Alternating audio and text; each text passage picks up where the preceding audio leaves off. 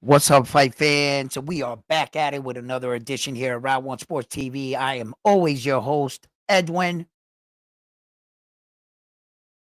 Where do all fights start? Round one. We got an amazing show for you here today. We're going to be talking about Tank Davis, all the top stories, all the biggest fights. And I want to hear what you guys got to say in the world of boxing. So like always, don't forget to give this videos a like. It really helps the channel out. If you haven't already, subscribe to the channel. And like always, let's get right into this video.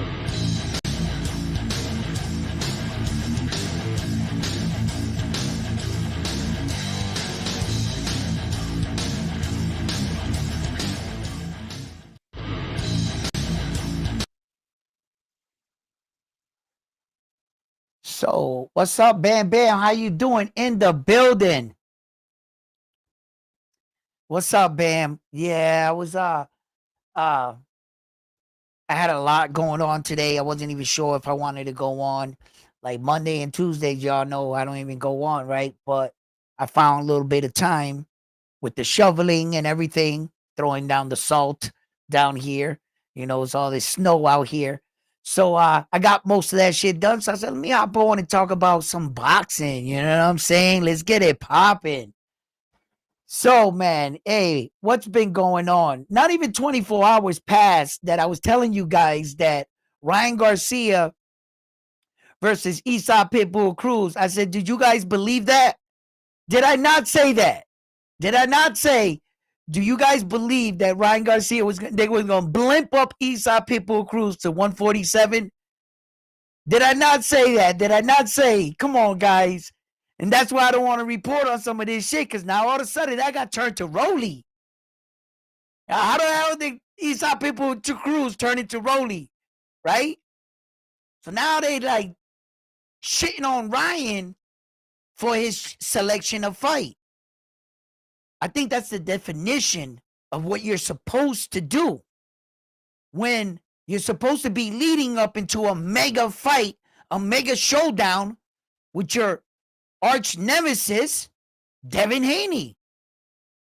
Are you supposed to take a freaking the best of the best fight? Or are you supposed to take a fight sort of you're supposed to win? I mean, it's supposed to be a little bit on your favor, I would think, right? In order to go into the biggest showdown the world want to see. Ryan Garcia tested positive, negative coming into the fight, and they positively test him. We got a clean Ryan Garcia. We got a clean Devin Haney. No excuses. New weight division. Isn't that what the fight fans want? So why are they complaining about Rolly all over social media? I don't know. Let me see what Bam Bam right here says. What's up, Carlos? How you doing? Salute, brother. Thank you for joining the live stream. Turkey heard you. Turkey is watching Round One Sports Talk. You know he is. Because like I told y'all, when I look at these things, objectively, I'm just like, nah, that's not gonna work. That is not gonna work. Come again. Try one more time. So now, yeah, that sounds like a better fight. Yo, Rolly's strong. Rolly is strong. You saw what Rolly was doing to Tank Davis, in the first part of that fight. Rolly is lacking a lot of skill. Yeah. He's lacking the discipline, the jab, the timing, the placement. He's lacking all of that. He's just brawling. He's just fighting. In Rolly's fights, it's typically what he does. Just fights. And what he tries to do is overwhelm his opponent with power shots.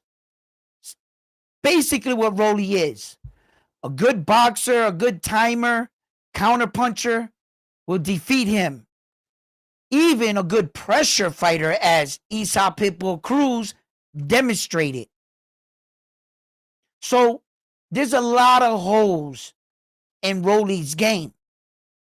But let the shit talking begin, right? You know Rolly's gonna bring it on the shit talking, right? Well, in his last two fights, he was a little quiet like a church mouse. Rolly sees they already told him, Rolly, you need to step it up in the shit talking like you was with Gervonta. So against Ryan, yo, let the shit talking begin. Like straight up, let it begin. Because it's gonna go down against Rolly and Ryan. Ryan is a master at shit talking, and Rolly got a certified black belt in shit talking. I want to see where the shit talking goes between these two guys. I'm interested. Shit, that alone got me sold on the fight, guys. I got to be honest with you. So, some of the bigger fighters, right? You know, I say not so big in popularity, but skill. Definitely skill, right? You got Devin Ramirez. Look, guys, I understand he's on his way out. It's the same thing I just said about Ryan with Devin's opponent. You don't want a guy that's Shakur Stevenson or Tank right now, leading into the Ryan fight. You don't want to fight Tank or Shakur or Loma. Well, he already fought Loma, but you know what I mean? You don't want to fight those top guys. You want a guy that's good, but the odds are in your favor. Same scenario. So I like both of those matches. I like both of those fights. Now, if that goes down the way they're saying it is, yeah, I like those fights, guys. What's up, Carlos? How you doing? Like Ryan versus Rolly better? Absolutely, Bam. You know, it's just a better matchup. And like I said, Rolly's a strong kid. Rolly's a strong kid. Okay? Just like Ryan is. You know, Rolly's not that old, and he stands to improve.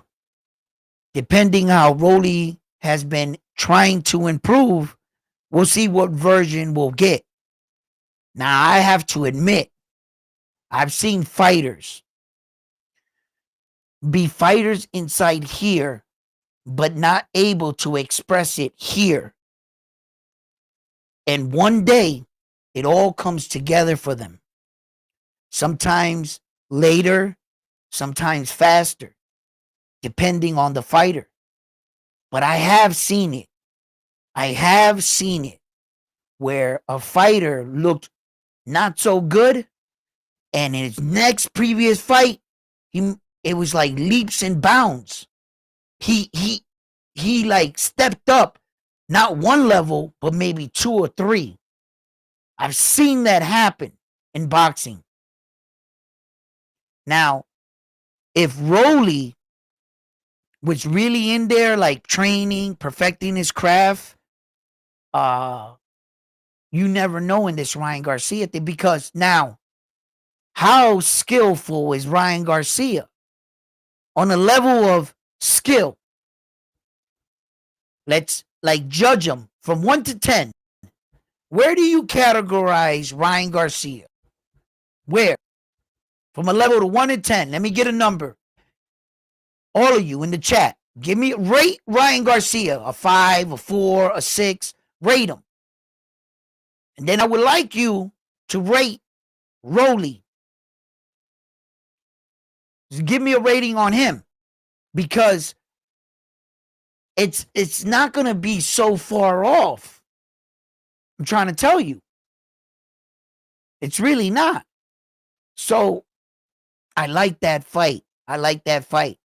As far as Devin Haney, I think he has a tougher fight, because when you're you get old in the sport of boxing and you start to like enter that phase where like, you know, you're going to go into retirement and a big fight kind of presents itself, never count that old fighter out, because whatever he lost in his step, he gained in experience. He can be real crafty, real patient against Devin Haney that's anxious to secure a win. See, Devin Haney is, you know, a lot is on his mind and a lot is at stake here. He wants this win. If the old veteran can wait him out, Devin Haney, young Devin Haney can gas himself out in the fight. Even though he's in shape, he's gone 12 rounds, and this should be a walk in the park for him. But anxiety and the moment of wanting to secure the win can fatigue you. And unless Devin Haney can control his mind in that ring for 36 minutes, that's what I got to see. He might not be fighting Ryan Garcia, but the mental part of boxing is there with him on that night. I can guarantee you that. So Devin Haney has a bigger obstacle than Ryan Garcia. I think Ryan Garcia is fighting with confidence, on a high, can't wait to get back in the ring, capitalize on his market value, and he's looking forward to the Devin Haney fight, where that Devin Haney is in a different mindset. He's in a different place in his head. I really think that Devin Haney is fighting bigger ghost. So, see, that's something I talk about, but it's something I can't judge. I really can't judge Devin Haney's mental fortitude until the day I see him in the ring acting as such.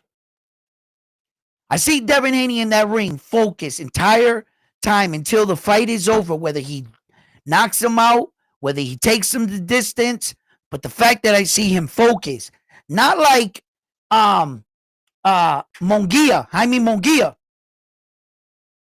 Bruno was losing in that fight the entire fight. Jaime Munguia couldn't keep it together mentally. You knew and you saw Jaime was the better fighter in that ring on that night. Didn't you?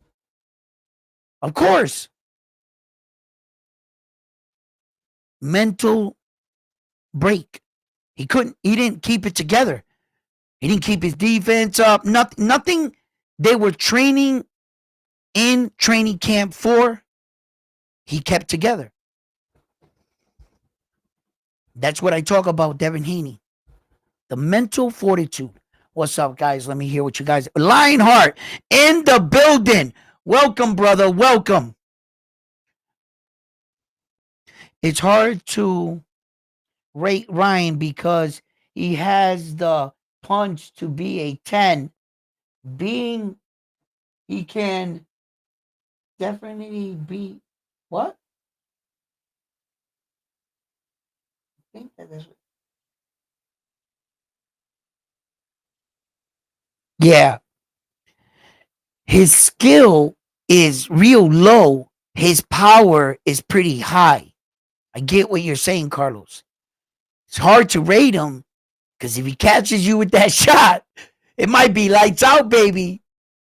And he definitely got the speed to do it. It's just that Ryan has gotten a stigma of being a one-trick pony. It seems like that's the punch you got to stifle. If you can get rid of that punch, watch that left hand, then it seems like everybody else weathered the right hand. His skills are not that high. His selection of punches are very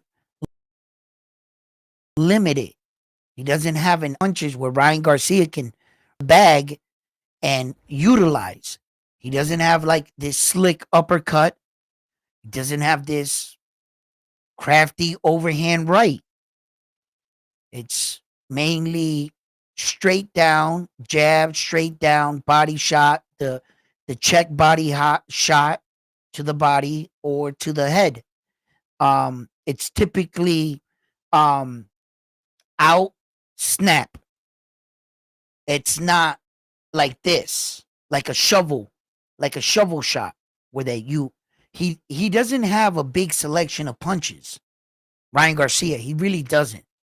Neither does Rolly, but like I said, like Ryan's a big puncher, Carlos, like you said. He is definitely a big puncher, and that's something you can't play with so much. When you got size and big power,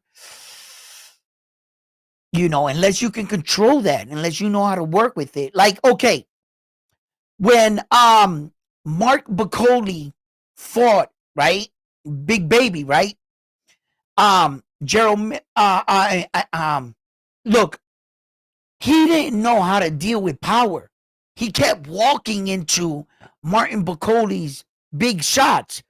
But when Martin Bacoli fought Hunter, you saw there with a head movement and forward action, he was and to roll with the punches. He was able to take Bacoli's power and he was able to deliver. He was an easy target. He is going to be in front of you. When you don't know how to deal with power, even when Martin Bacoli fought, what's his name? Kiesman, the ball headed, he was a big heavyweight. He was and he was throwing him out with Martin Bacoli. And he showed if you could take his shot and good movement, that you gotta have more movement like that to deal with power. Big Baby just didn't know how to deal with power. He kept walking into it. He kept meeting his uppercut with his chin, like staying solid. These other guys were rolling with the punches. They were moving. And, even though Martin Bacoli won that fight against, I'm not probably saying his name wrong. It was like Kiesman, something like that. He was a tall, white, ball-headed heavyweight. And Martin Bacoli won that fight, but still, he showed how to, he was tagging him. Bow, bow. It was a good fight. That was a good fight. But that's what I speak of. If you know how to deal with power, you can nullify that shit. You just gotta know how to work with it. Yeah, there have been smaller men that have dealt with guys with bigger power, and they would, Luke Campbell was doing good against Ryan. There was a couple fighters that did good against Ryan Garcia. Tank evaded it. Tank was real low, and he was ducking underneath the left check hook all the time. But you see, it's kind of hard to give Tank 100% credit in that fight when it was blatantly that Tank knew about the injury. He knew about Ryan Garcia's busted up rib, and he wasn't shy to tell the media. And he was like, tell Ryan I know. When he punched Ryan in the jaw, and he dropped Ryan, but Ryan got back up, and that kind of was like, Tank was probably like, damn, I hit that dude with everything I had. And he just got up like nothing. See, Tank at first didn't go for the rib. Tank wanted to beat him without going to the rib first. But when he saw Ryan Garcia, fucking skinny as hell, dehydrated, take his punch, I eat those, got up and was like, that's all you got, Tank? Let's go. And was fighting him. Tank had to divert to the injury he knew to secure the win. Tank got out of that fight and admitted the hardest punch I've ever got hit by in my life in boxing was Ryan Garcia. Those out of Tank's mouth. Those are Tank's words, not my words. I'm not speaking for the man. Those are Tank's words. He said, the hardest puncher I've ever been hit by was Ryan Garcia. Once he got hit with that power, he said, oh, hell no, I got to go for that rib. I got to, but shit. He hit me again like that, I might go out. Tank must have been like, nah, I'm going for the rib. So, you know, I criticize Tank a lot for his choices.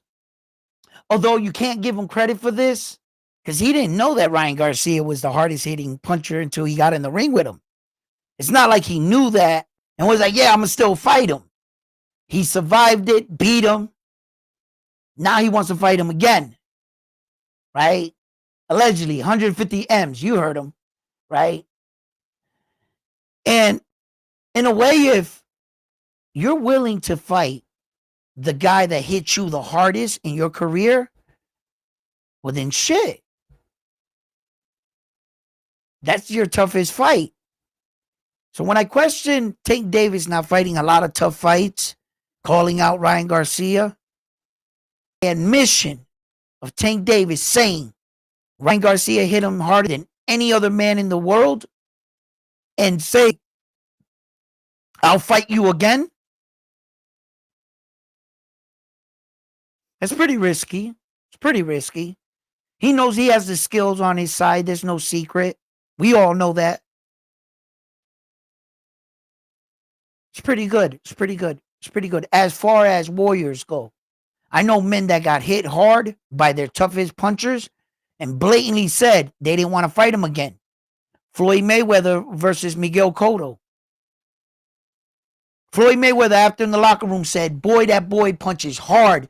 Would you fight him again? Hell no. Hell no. So if you're fighting against, arguably, I don't even have to argue it. Sorry, scratch that. Tank said it. Ryan Garcia is the hardest puncher I've ever fought. If you're saying you would fight him again, then you're saying you're actually fighting at least your toughest challenge. So I can give you credit for that. That's about it. As far as Tank Davis fighting the fights we want to see, I'm not sure that's happening. Let me catch up to you guys and read some of your comments. I see you guys tagging here. I want to see if you guys are saying anything. What's up? I am Legend. I am Legend Man. What's up? Salute, Round One Sports Talk. Peace and blessings, family. Peace, brother. Thank you. Salute, brother. Absolutely.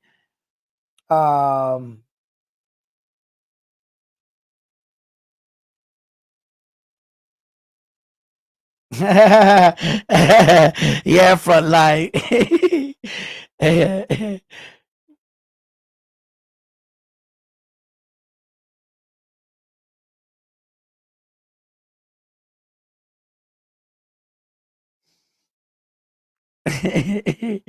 Yo, yeah, in a way, fight is coming up. Carlos.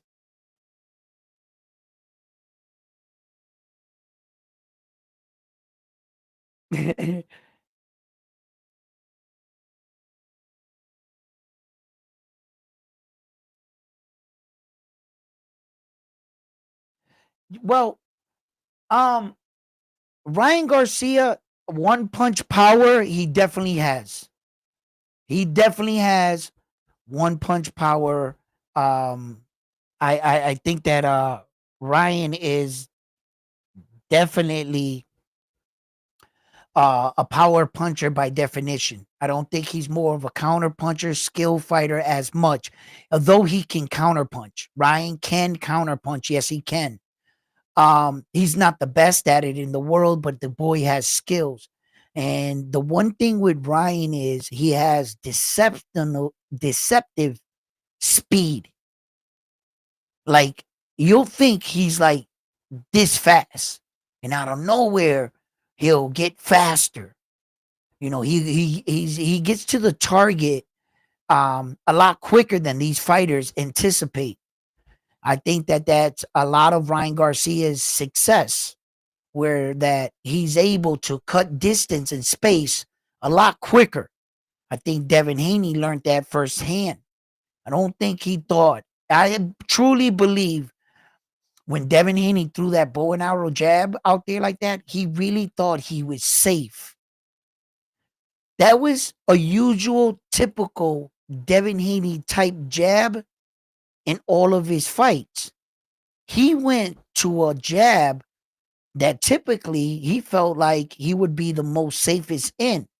And boy, did Ryan Garcia cut that space and that distance that fast. It didn't seem like it. He's longer and rangier than what Devin thought since they were kids. They probably fought as kids and Ryan didn't know how to use it. Ryan understood that now. Yo, Ryan just patted that jab out there like this. He went like that, tap, and he just went around it. And he just smacked the side of Devin right here. And once Devin felt that power that he backed up against the rope, he was in trouble. He never felt anything like that. I can guarantee it. Same thing that Tank went through. But this time, Devin didn't have a rib to go to. And if you notice in the fight, in the Devin Haney fight versus Ryan Garcia started favoring the injured side. When he was going on the ropes, that he was giving Devin Haney his back to punch him, that's what he was protecting. The same side Tank Davis hit. Ryan Garcia started going like this in the Devin Haney fight. Oh, he knew that Devin Haney didn't have no power. He didn't care if Devin Haney punched him in the back, in the side of the head, nothing. He just curled up like that whenever he wanted to take a break or a breather. That's what Ryan, and then Devin Haney would just punch on him like this. And Ryan Garcia would give him rounds. If Ryan Garcia was better in shape, that fight doesn't go the distance. There's no way it goes the distance. If Ryan comes in that fight in shape, Ryan stops him. So, for plans for 147, I don't know, guys. What do you guys think? You guys think that Devin Haney's going to get that much stronger at 147? Was Ryan Garcia going to get that much stronger? Do you think that Devin Haney would acclimate to 147 better than Ryan Garcia? Or do you think that Ryan Garcia would acclimate to 147 better than Devin Haney? Which one of the fighters do you really believe is going to acclimate to the new division? Which, speaking of which, 147, right? The rumor is the future, Teofimo Lopez versus Boots Ennis. But first, Top Rank is saying what? He's got to fight Africa? So Teo has got to fight Richard Hitchison at 140. Then they're saying that once he unifies at 140 with Richard Hitchison, his next fight would be against Jaron Boots Ennis. I was like, really? So Jaron Boots Ennis right now he got a fight scheduled right now too, right? What's the dude's name there? Fucking Jarvis. So he's fighting him. After that fight, allegedly he's supposed to be. Allegedly. Now we all know about Teo and his antics with calling fighters out and saying everything else. He was supposed to fight Subriel, but what happened? That apparently that shit ain't happening. So what does this mean for fighters like Subriel Matias? If Teo beats Subriel to that belt, it's up to Richard Hitchison to defend that belt so that Teo can at least fight him. Because if you ask, if Subriel can at least fight him, not Teo, Subriel. If Subriel can at least fight Richard Hitchison, because if you ask me, out of the two fighters, Richard Hitchison, Africa, and Subir Matias. And Teofimo Lopez. The Out of those two guys, who I really believe would fight Subriel is Richard Hitchison. I think Richard Hitchison would fight Subriel first before actually Teo will now. From that bullshit stunt Teo is pulling. You got to understand that I'm not just holding Teo to this particular moment in time. No. I have a pretty decent memory. I might not say everything correctly. I might be a little fast, right? Like the other night I said about Oscar De La Hoya and Bernal Harpin that it was 2014. It was 2007. And I caught myself. I didn't even correct myself. I was actually 2007 that the WBO became, not 2014. I remember that because I speak a little fast. But I remember when Teo ducked Subriel a while ago, ducked smoke. And I remember Teo talking about Subriel when Subriel had a fight scheduled. I remember him being real rah-rah when Subriel was already locked in with a fight. Not when Subriel was free. I remember how Teo attacked the situation. And I said to myself, there he goes again with that bullshit. Teo don't want to fight that man. Then when he was offered 4 times the amount of money he's ever made to fight Subriel, and his whole campaign was he wanted out of Top Rank. He didn't want to fight a champion. With Subriel wasn't one. Biggest payday. What's the problem?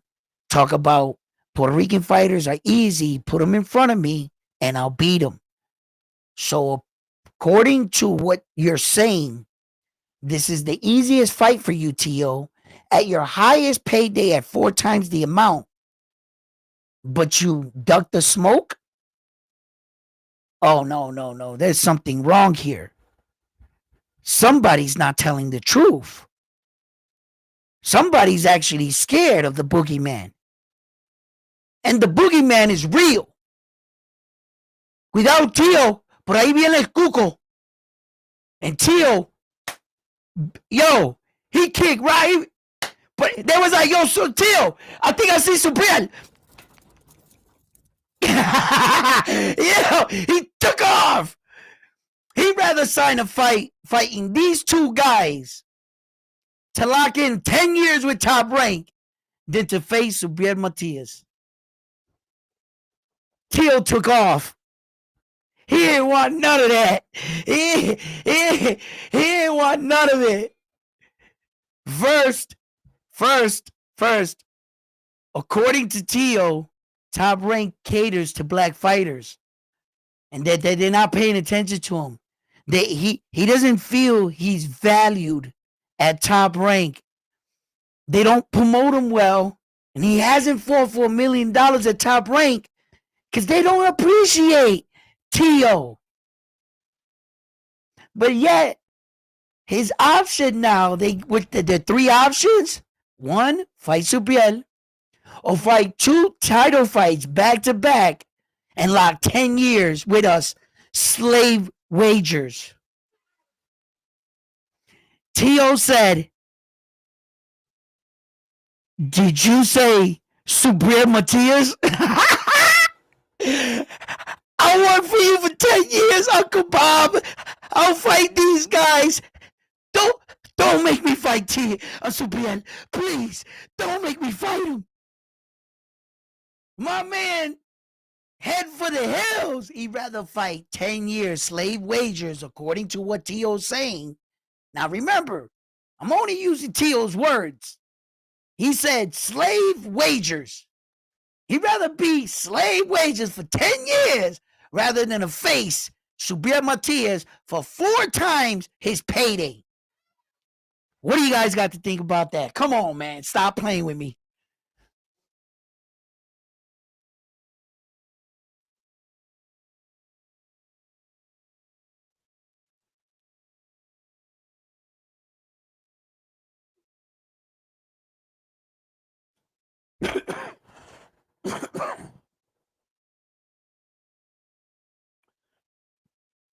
Bambi, you do agree that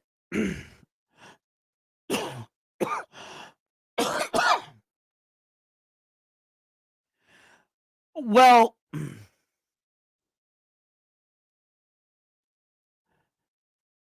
you see, it's hard to try to judge a fighter like Boots Ennis right now because technically, Boots Ennis, for as long as he's been training and fighting, he should be a lot further in competition than what he actually is. Because he's coming up on the biggest names, or those guys would be a bigger threat. I kind of think that he's better than them. He just been going through some promotional company. You know, his promotional, the guy that he was signed under died. He had to take his wife to court. Jerron Boots Ennis didn't get the amount of fights per year when he was signed with that promotional company. So in many different ways, Jerron Boots Ennis' career stalled out. A lot of people think that him signing with Matchroom Ed Hearns, that in fact it's hurt his career. I don't think so. I think at any point when you got the kind of potential and star status sitting there like Jerron Boots Ennis just waiting to take off, I think it depends on the quality of name you share the ring with. We got to stop getting these guys to protecting the I want to be undefeated. If he takes big risk, great rewards will be there for you. So I think it's the name rather than, yeah, that might be the toughest paper guy with the most experience, but I think Jerron Boots Ennis is there. I think he's there. He's just silently there. He hasn't really gotten that fight. Ebenezer, listen, I don't think he took him the way he was supposed to. Jerron Boots Ennis. I think he really thought he was just gonna, like wipe that guy down. But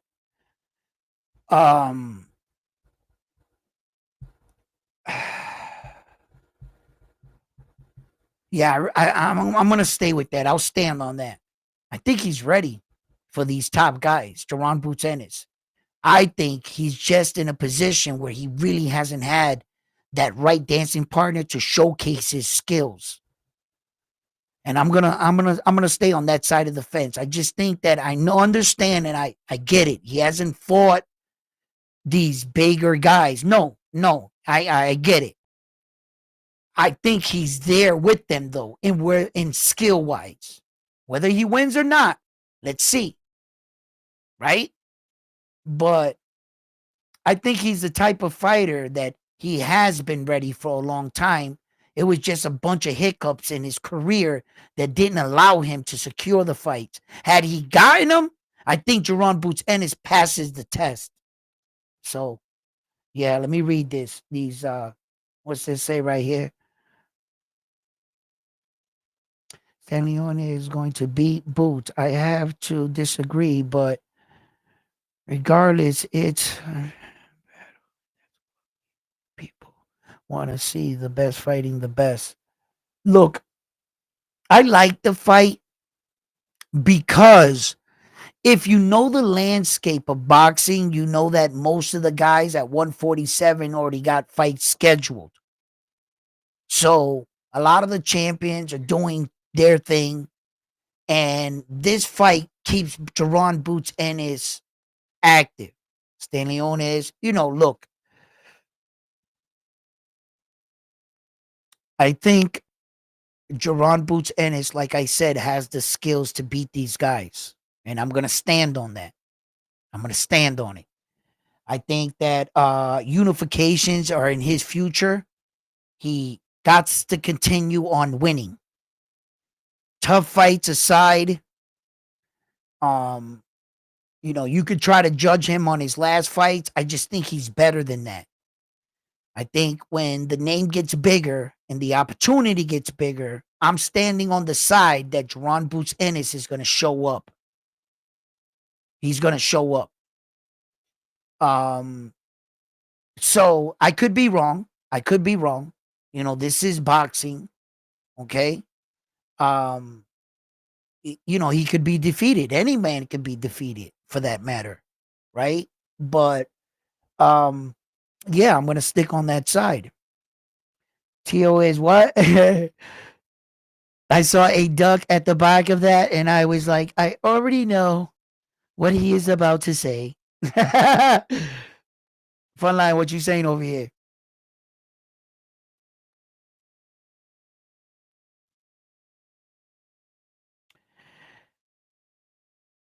Those kind of beatings. See, guys, people don't think about that shit. Frontline. You take these kind of beatings, bro, and that takes away from the fighter, man.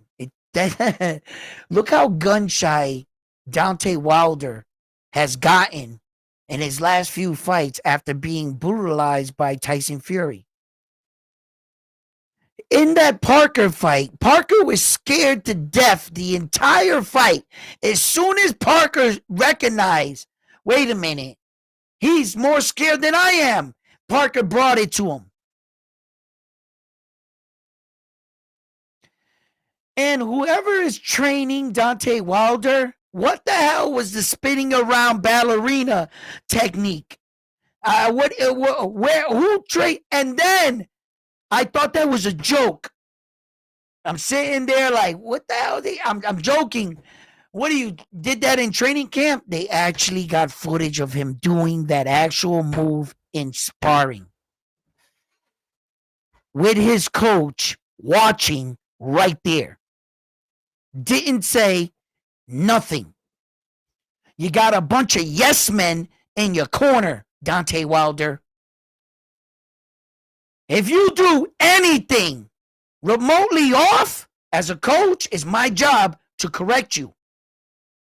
If I see that jab coming out crooked, hey, I'm hopping in. Listen, son, throw it like this. Let me see your arm. Like that, straighten like this, like that. Turn here. Do it again. I step out of the ring. I watch you. If you're not doing it again, I jump in the ring. I smack you in the back of the head. Pat, listen. Like this. Like that. Huh? Twist. Let me see your back foot. Okay? I'm going to step back out. Okay. Do it again.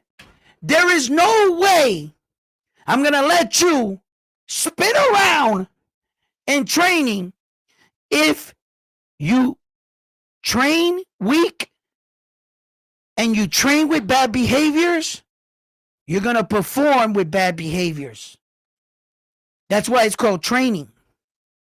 You don't laxidate in your training. You're going to start to develop bad behaviors. Him messing around, spinning around in training camp, that mofo actually did that shit in a real fight. He got hit so hard that instinctively he did some shit. And he spun around. The whole world was like, as soon as they saw that, they was like, oh, what are you doing?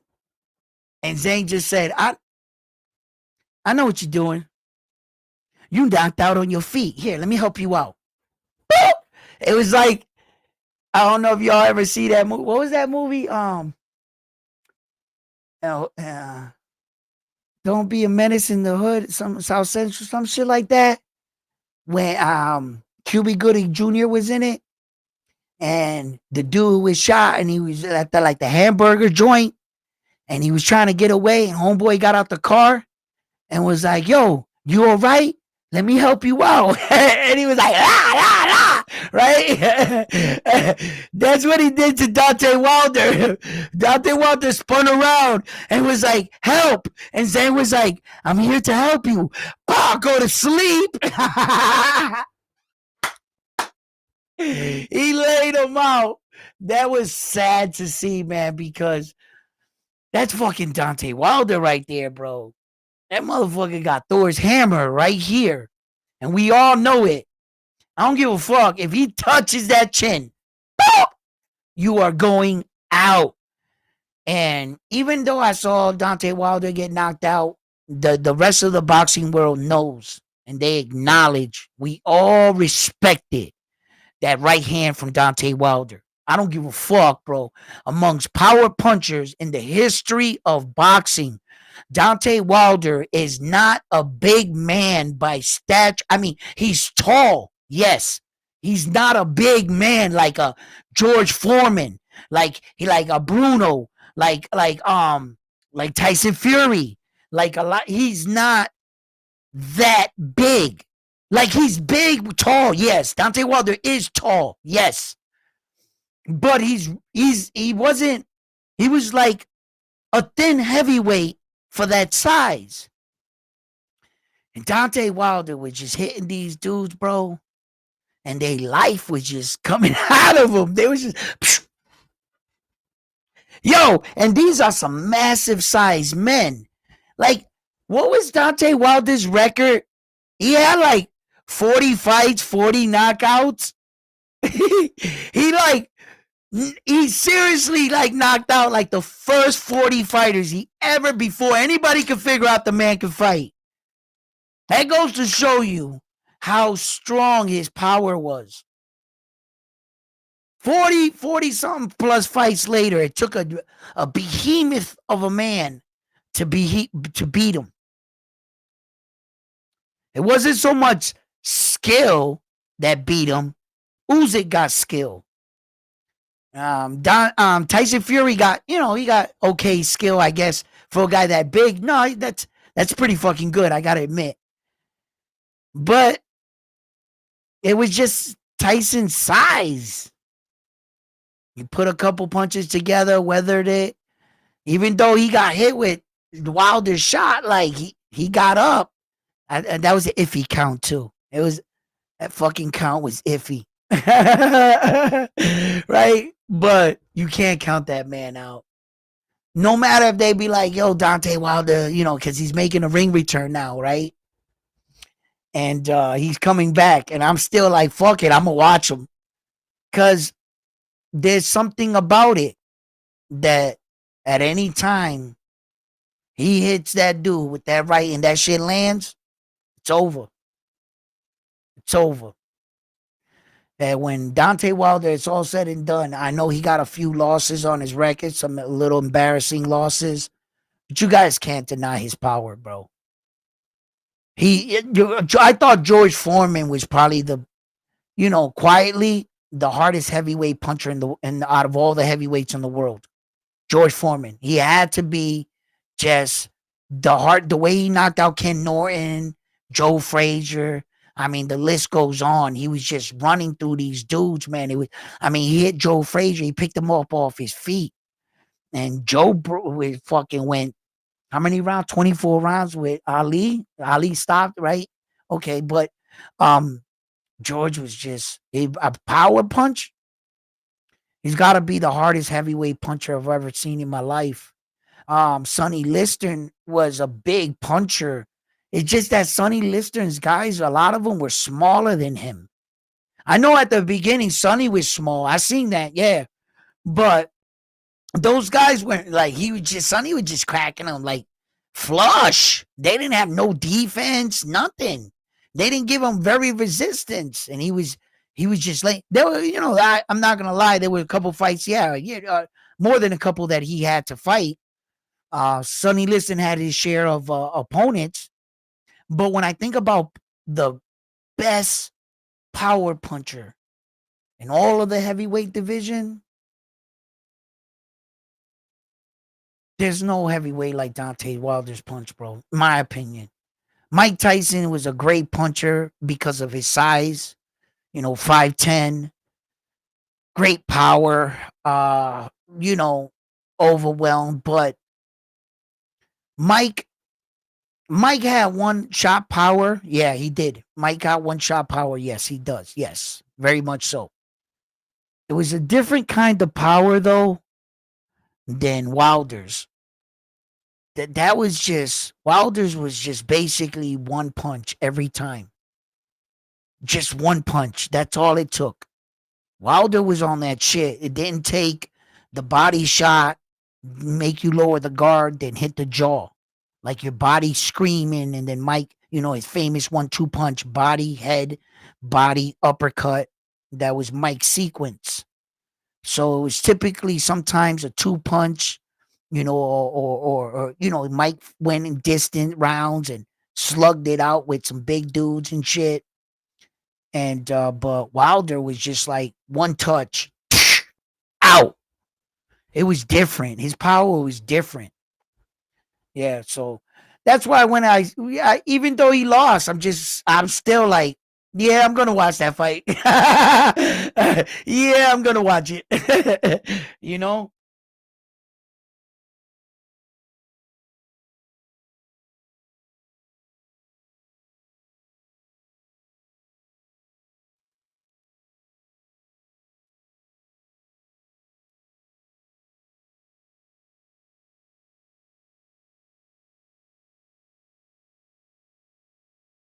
stand the fuck still and let that man do what he does best. What?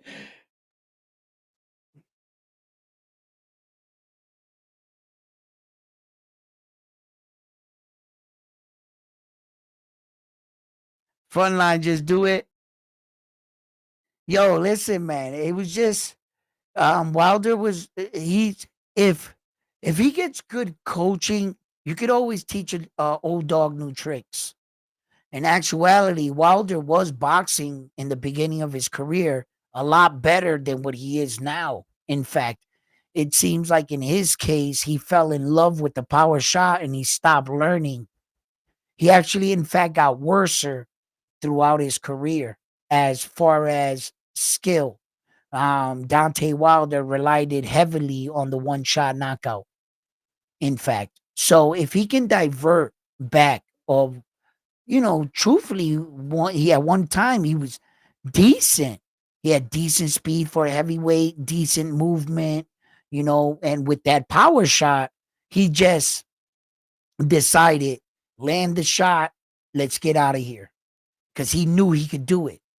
And it could be a curse and a blessing, you know, when you're blessed with kind of that kind of power or skill. You know, it could get the fighter not to train as hard as much because they're so skilled for, or they can rely heavily on their power because they punch so hard. You know, it's up to the fighter to add to what they already the gods blessed them with, and that's where we get these really impressive fighters. Yeah.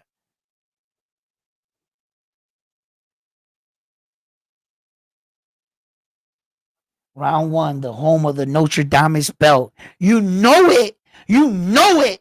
You know what I'm saying? If there's any belt you want to compete for, it's that Notre Dame's World Championship. Y'all know it. Y'all hearing about it. All right? Come get your recognition. Show the world you know what you're talking about in these boxing matches. And show them that you know who's going to win. You know, so here at Round One Sports Talk, we have the Notre Dame's World Championship. We put it online on main events. On the main events. I understand Bam Bam sometimes wants to cheat and bring up an interim world title, and Frontline co-signs his bullshit. But I'm not gonna let it happen because there's only one title here at Round One Sports Talk, and it's the prestigious Notre Dame's World Title. No interim belts. Okay, we don't play that shit. All right. So if you think you got what it takes, hop on. Hop on and come get some. Come get some of this Notre Dame's World Championship. Show the world that you can outcall me in these fights. I like to see it. You know what I'm saying? We got the likely of pretenders always trying to come up and take my belt away from me. But I ain't gonna let it happen. I ain't gonna let it happen. No, no, no. No, you're not beating me for my belt. Oh, it's not gonna happen. Because I'm gonna show you right now that Notre Dame's World Championship is staying right here. Right here at Round One Sports Talk. If you think you can beat me, show up, pull up. It's going to be an early one for my next Notre Dame's World Championship. I told you I might be the only one in attendance because of the fact it's going to be Naoya Inoue at 6 o'clock in the morning, but I doubt that. I doubt that. I know you guys are going to show up and show out, right? But I'm trying to scare you away. Well, maybe I'm trying to like spare you, you know what I'm saying? Me of winning the belt. But if you want to, meet me there the 24th at 6 o'clock when I watch Naoya Inoue. And the next one is going to be David the Monster Benavidez versus David the Morale. We're going to be watching these fights. We're going to be calling these fights. And we're going to be testing your boxing knowledge. We're going to see if you do know, in fact, which one of these boxers will win these matches. So, like I said, pull up on those dates and think you're going to outsmart me on these fights. Yeah, right. Yeah, right. Yeah, right. Bam Bam, Armando, Frontline, Lionheart, they've all tried. They've all tried. Okay? They know what time it is. You got the king in the building. El Capitan. You know what I'm saying? So, you know what I mean? That's what we do. Pull up, talk about it. We'll watch these fights, and let's see if you know what if you can call these fights. What's up, guys? Ronald Taylor, how do you feel about Carmel's next fight? Always for the young man. Um,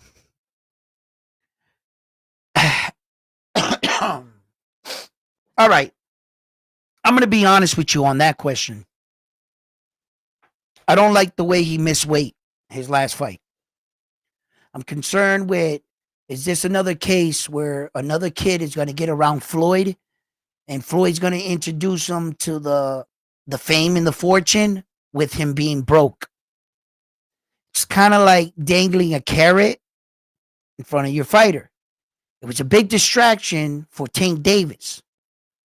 When big bro Floyd wouldn't come pick him up, Tank Davis took that personal. He wanted to be with Floyd every day. Floyd was like, yo, bro, I'm out here doing Floyd shit. But Floyd didn't understand. You can't take a kid from where Tank Davis came from, take him out 3 nights, have him up in a 5-star hotel, and then in the morning he has to turn back into a pumpkin. It could be distracting. Camille Moten, he goes on social media, thank you, Floyd, showing the stacks of money big brother Floyd gave him. Thank you for taking me out last night. Thank you for showing me a good time after the fights. And then in his next fight, that was an astounding amount of weight he came in over. It's concerning. It's concerning. It's concerning to the fact that what does this say about the young man? What, so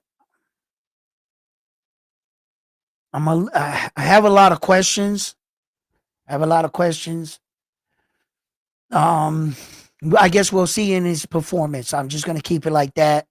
Tough fights are tough fights. The young man, apparently, according to Floyd and to Camille Moten, he was ready for Naoya Inoue on day 1. Wasn't Camille Moten ready for a title shot to fight Liam Woods on day 1, on fight number 1?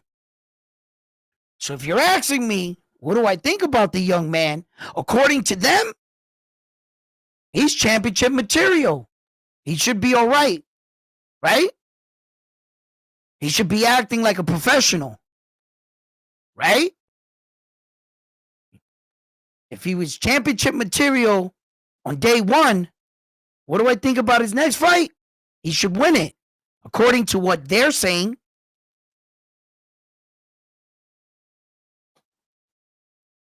Sometimes you got to let these kids grow. Stop putting all these expectations on our young fighters and attaching them to already people that are fighters that are established just to get your fighter promoted. Really, Camille Moten was ready for Naoya Inoue on day 1. Really.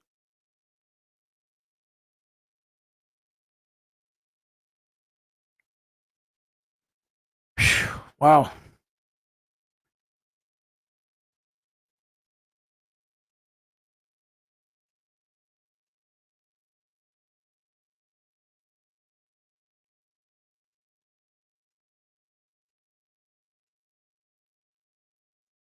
What? I it's not as shiny. That what?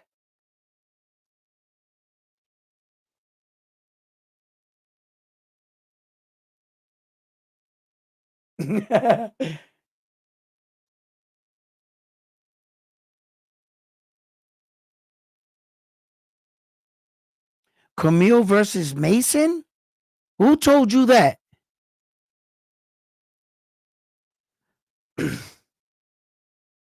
Schofield future fights.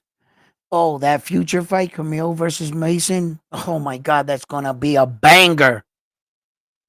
That's gonna be a banger, bro. Oh my goodness.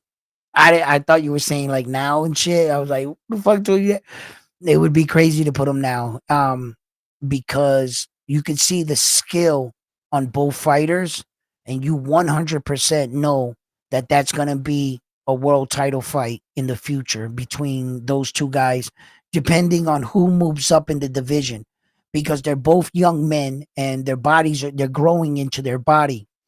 So you really never know which guy will move up in weight first and which guy would stick around the division a lot longer, such as Devin Haney.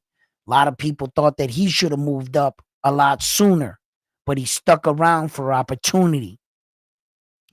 So fighters like Kamir Moten and Abdullah Mason, Abdullah Mason got dropped several times in a fight, and he showed, he fought through adversity, being dropped in front of your father, your friends, your family. What are you going to do about it? It showed that he didn't shy away from the fight, being dropped for the first time. He, in fact, kept stepping into the fire. He ends up dropping the dude, and the dude drops him again. Then Abdullah dropped him.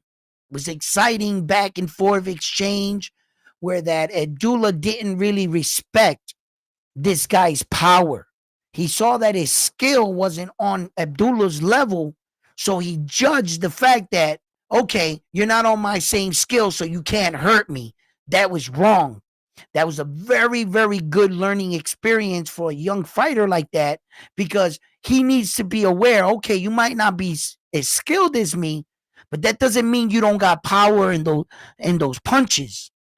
And Abdullah quickly judged him on skill and thought nothing of the power.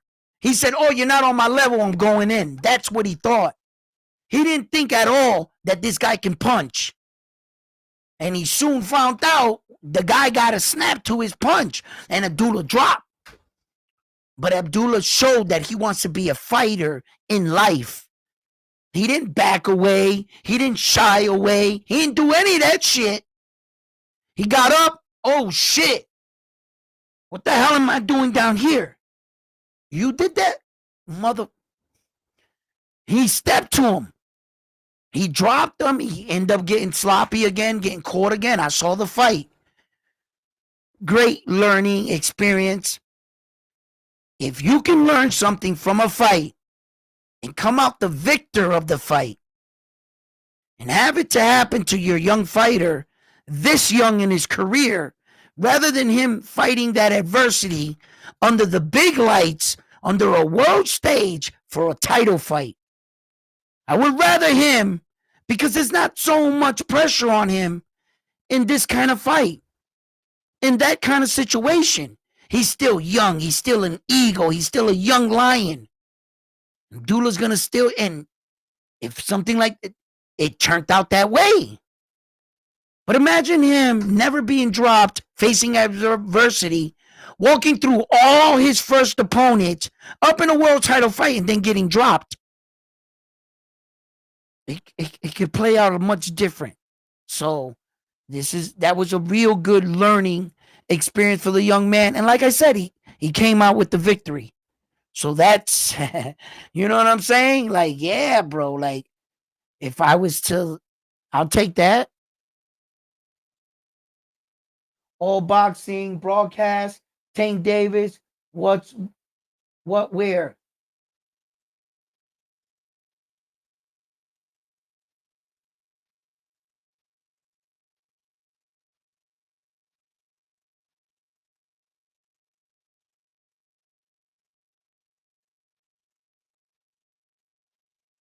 You don't think it'll be a good matchup with round one? I don't think I am okay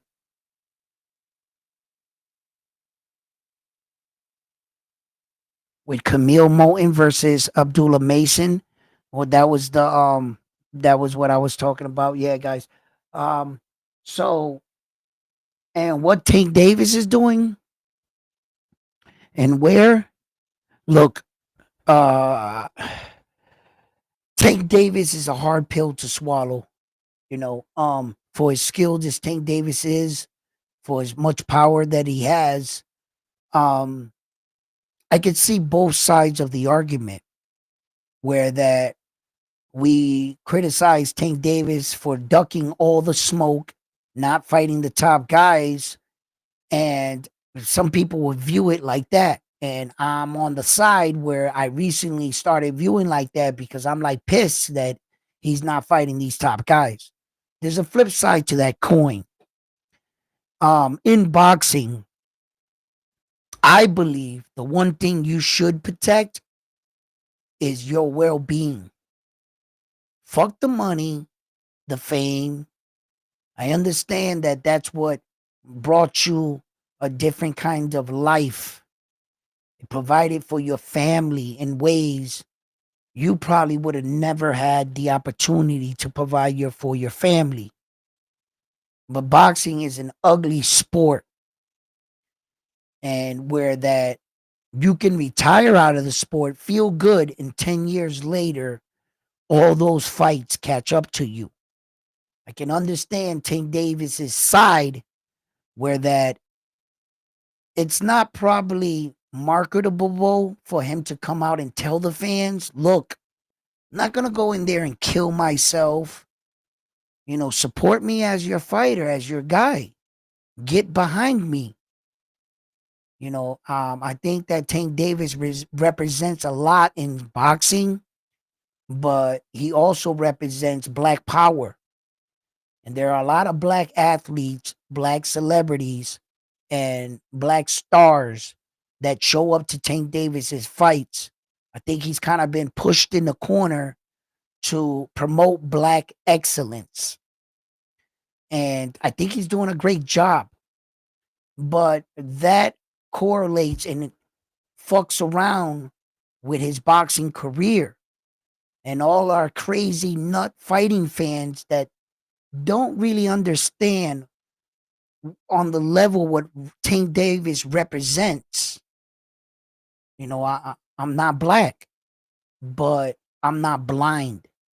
And I'm very, I would consider myself, a thinker.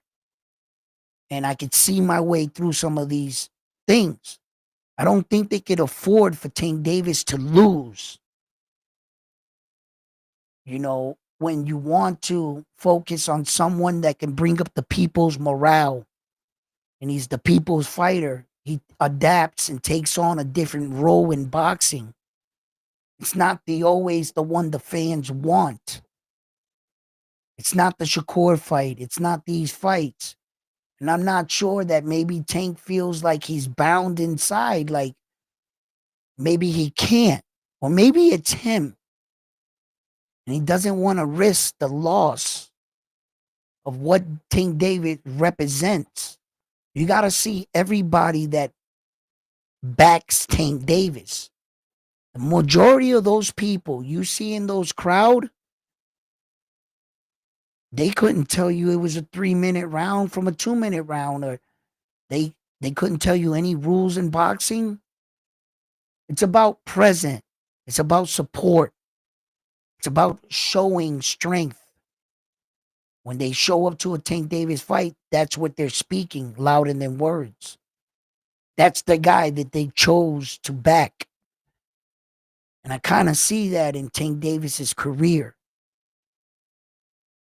brother, they picked you. Maybe you didn't want it. Maybe you did. That only Tank Davis can answer. Sometimes when you get picked to do things, you don't really want to do it. You don't want that responsibility. You don't want to let people down. You just kind of want to do your own shit. And people see greater things in you that you might not see in yourself. Here comes this kid from a broken home, mom on drugs, brothers in and out of jail, friends dying around you. And all of a sudden, you get to a position that they want you to be him. You guys just took me. You guys know who I am? I'm as ghetto as they come. You're like, and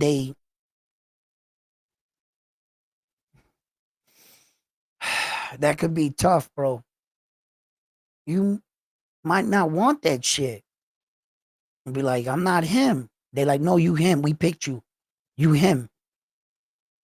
Well, now Tank can't take risk. I see it in a lot of different angles, but my competitive nature is fuck all that shit. You signed up to fight, then be a goddamn warrior. I don't want to hear nothing, you know? And that's where my I wouldn't say my arrogant side, but it's a side of me, honestly, that I guess that's the part of me that says I don't give a fuck. If I'm being blatantly honest, I'm trying to search for the words to express what kind of man, once I get in that state of mind, all bets are off type shit. Like I no longer want to listen to reason. I have decided that fuck it. This is what it is, and as a fan, I get that way with Tank Davis. I don't want to hear shit about, this, that, and everything. And I just want to see these big fights. But, I'm not blind to what can happen to some of these athletes at this high level in the game. I'm not blind to that. And I'm not scared to talk about it.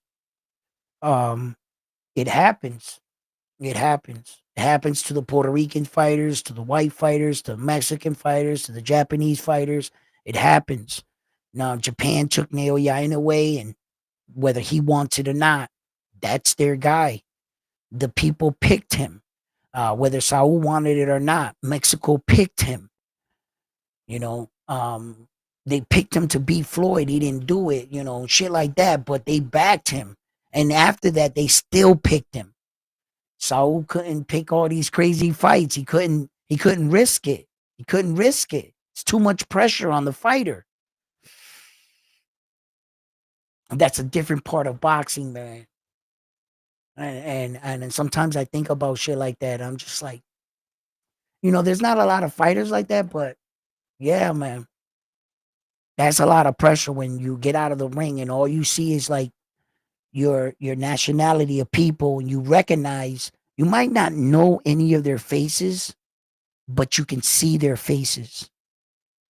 And they might not say a word, but they're speaking louder than words. And you could see them. You could see it in their faces. You could see it in their holding their flag up. They believe in you. They picked you. All of a sudden, you get out of the locker room. Out the ring, you go down. You get in the locker room.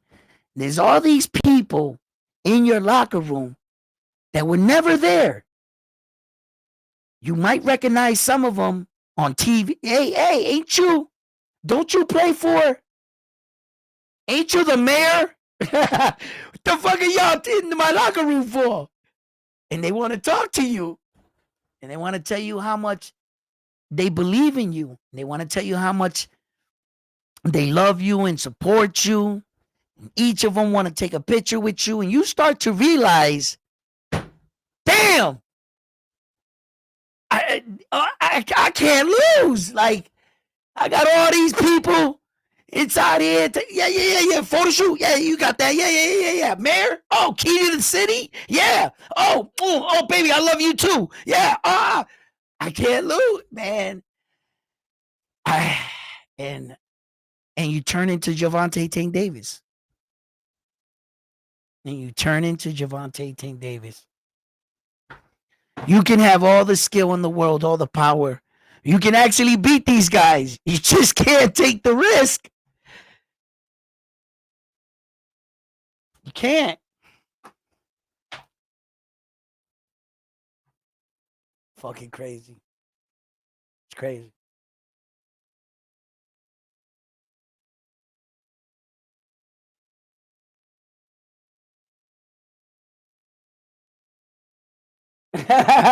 Kick ass and take belts, collect names just like Floyd did. Yeah. Yeah. See, the one thing about Javante and Floyd, the people didn't pick Floyd. Floyd was a villain. They were paying to see him lose. There were a bunch of long time hardcore knuckleheads at the time that if they could, they'd make it out to his fight. Floyd went and got bougie on all of us and made all his fights in Las Vegas.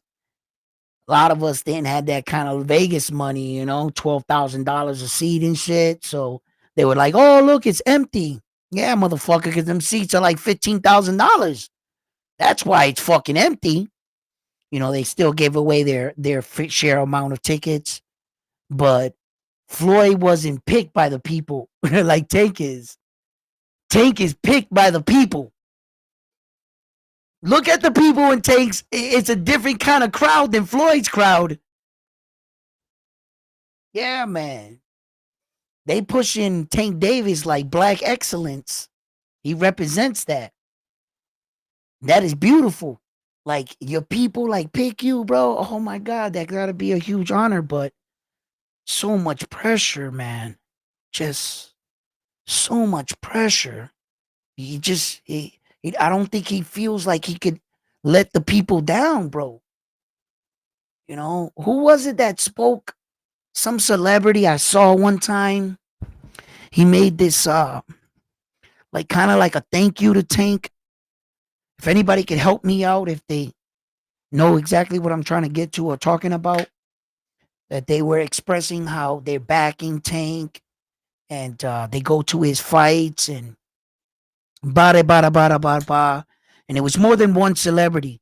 I remember at the time. This is like a few years ago. I remember. So I never put it together like I am tonight, you know. Uh but I've seen these kind of things. I've seen us do it to our own champion, Felix Trinidad. You know, um, you know, the Miguel Cottos of the world. We all have a tendency of doing it because those are our guys. Those are our guys, and difference between our guy and him, our guy still fought the best. I gotta admit that. Like my guys didn't they didn't care. Let's go. I think Tank understands the value though. Yeah, he's in a tight situation. He really is. But at some point, I still got faith, man. I still got faith that that little dude's gonna fight some of these top guys on the way out. I'm not sure if he's gonna do it. Whatever. I'm not sure if he's gonna do it, but I would love to believe so. I haven't given up on Tank. I'm pissed off with him. Yeah, I ain't gave up on him yet. He's too skillful, bro. He's too smart of a fighter, bro.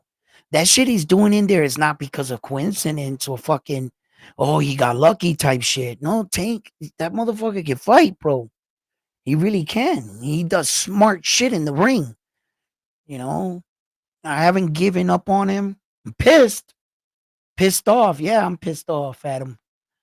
But hopefully he'll give us these fights. You know,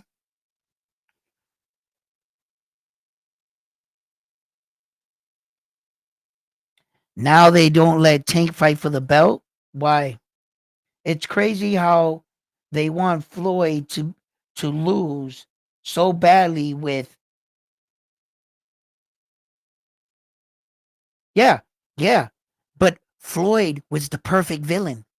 He took all their money. You see, Floyd knew something that they didn't know. He was him. And Floyd wasn't fucking around, not training. Floyd was like, so it paid off for him.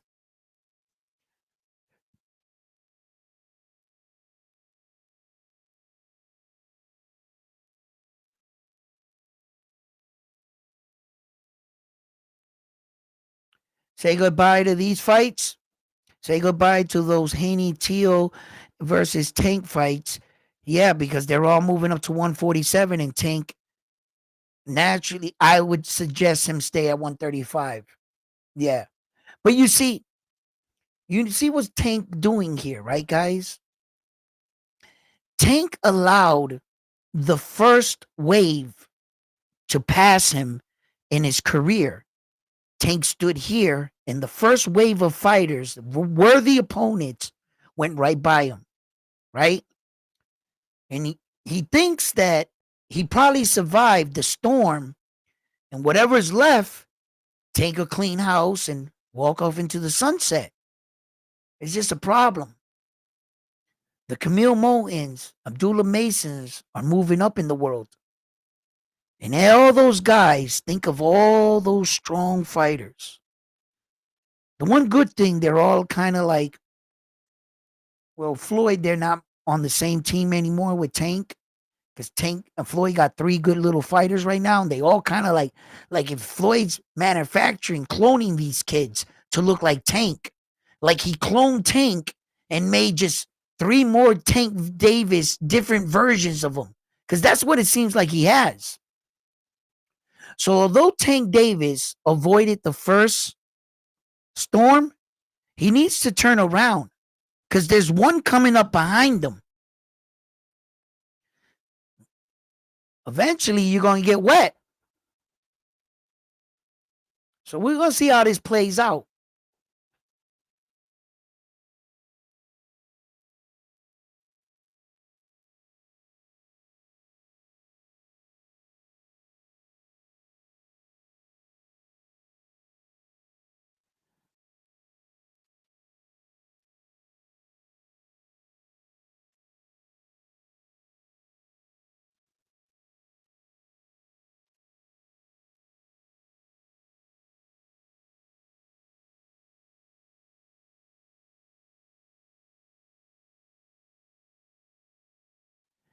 I got to tell you, right?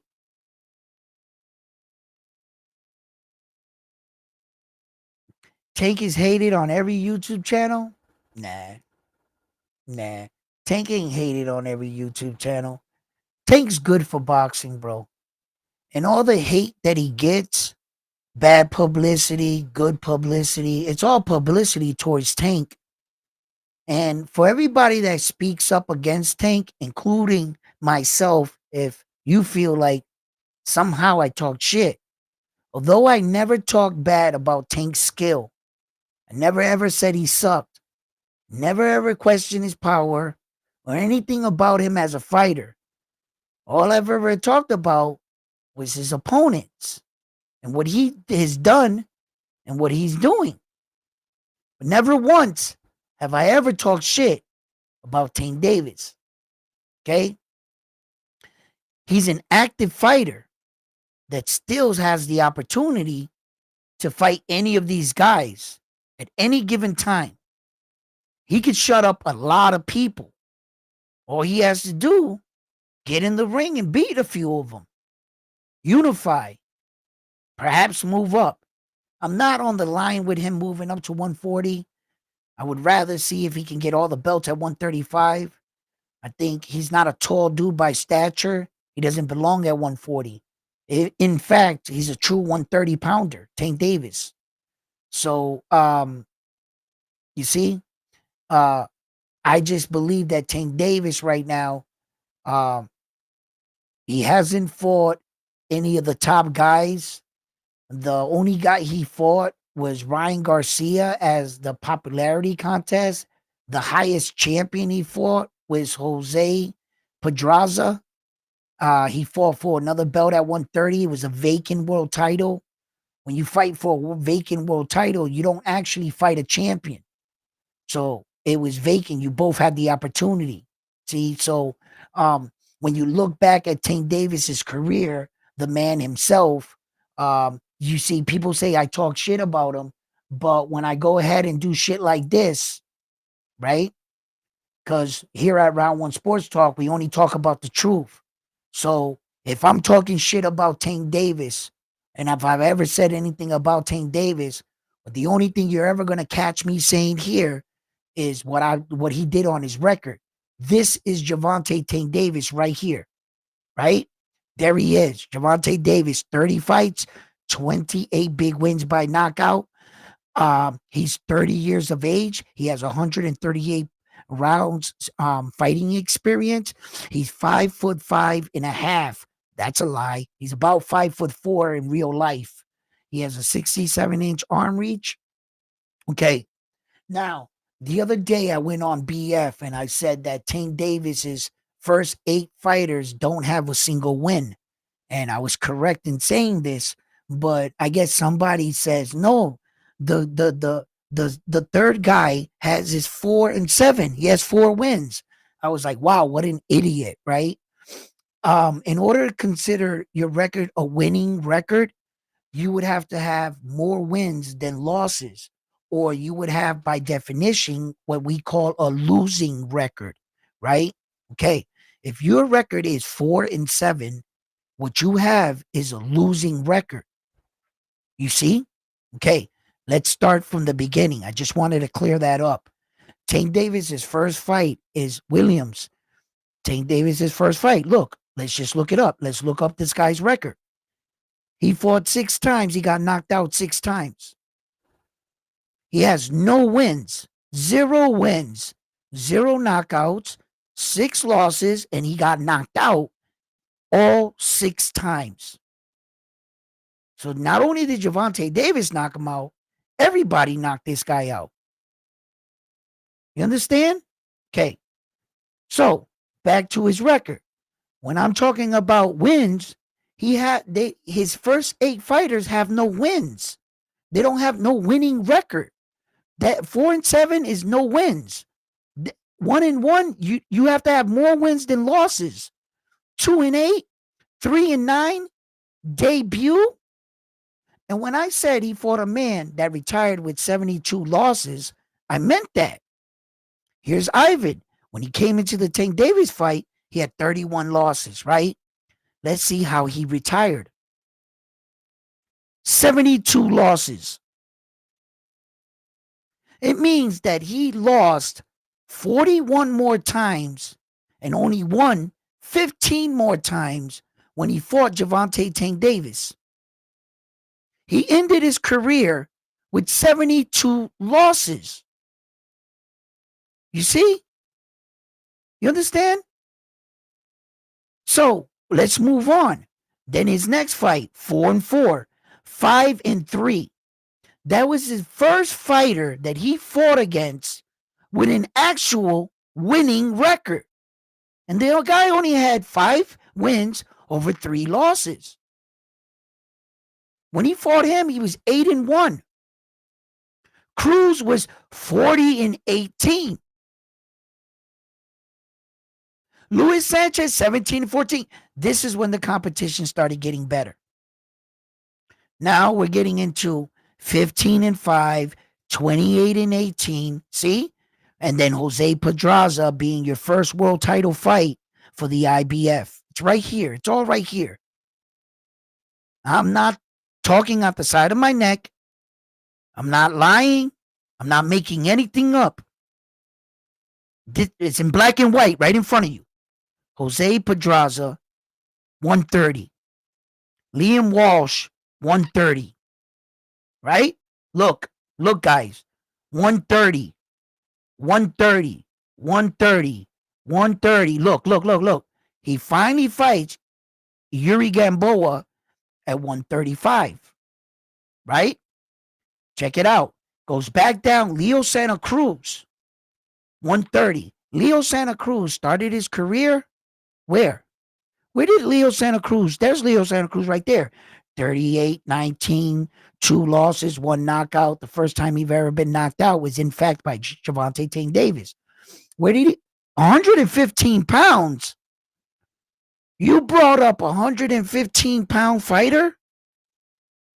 He's a little guy. In fact, the majority of his fights were under 120. What is this? What is this? We haven't even entered a 130 fight yet. Oh, we got it. 130 right here. He fought one fight at 130, and his very next fight, he fights Gervonta Davis and loses? He only had 3 fights in his career at 130. That's abuse. You're just bringing up little dudes, bro. Then, Mario Barrio, 26-0. 140. Impressive. Mario Barrio was undefeated. But was Mario Barrio, how old was he when he came into the Tank Davis fight? How green was he in the sport? Who did he beat prior to coming into the day? Well, you have questions, I have answers. Well, let's see here.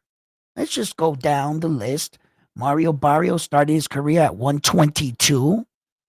Little guy too, but he's moving up. Let's see here. 130, 130. Let's see here. Where did he fight Gervonta Tank Davis? Oh, Gervonta Tank Davis right here. 140. So he fought. Oh, he had a lot of fights at 140. Oh, he was already a big boy.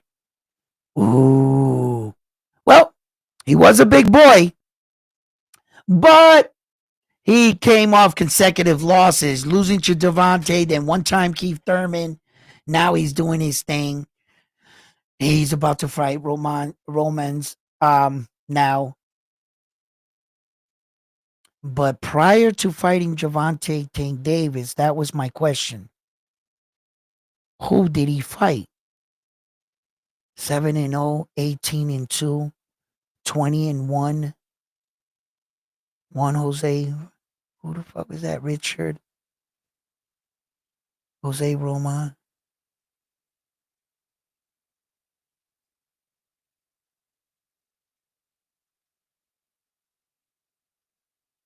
All right, so he really didn't fight anybody too impressive coming into that Tank Davis fight as a skill level. So, but I'm still gonna give Tank that one. That was a pretty tough fight. He was 26-0. I gotta say, he might have not fight the biggest guy, but he was experienced in that fight. So Isaac Pitbull Cruz, Tank, he took you 12 rounds, bro. He took you all 5'3" of them took you 12 rounds. Rolly, skill gap. Hector Luis Garcia, he brought up to 135. He was the 130-pound champion, didn't belong in that weight division. Ryan Garcia was popularity versus skills. It was a payday fight. Frank the Ghost Martin really didn't deserve a fight with Tank Davis. They kind of threw him in there. He had no championship experience, never being fought for a world title, never competing for a world title.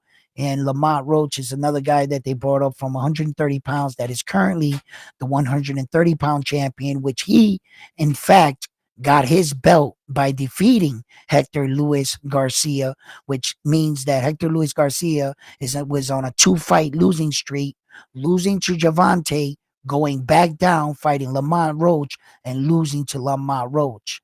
So, as far as Tank Davis's last fight, and I'm counting with the Lamont Roach fight, 1, 2, 3, 4, 5, 6, 7, 8, 9, 10, 11, I would say about here, 12. That's 12 fights I didn't want to see. Not one of those fights I ever wanted to see. I never wanted to see Rolly. I never wanted to see Ryan Garcia. I never wanted to see Frank the Ghost Martin. I definitely don't want to see Lamont Roach. I watched them all. I'll support them, yeah. But I didn't want to see Isa Pitbull Cruz.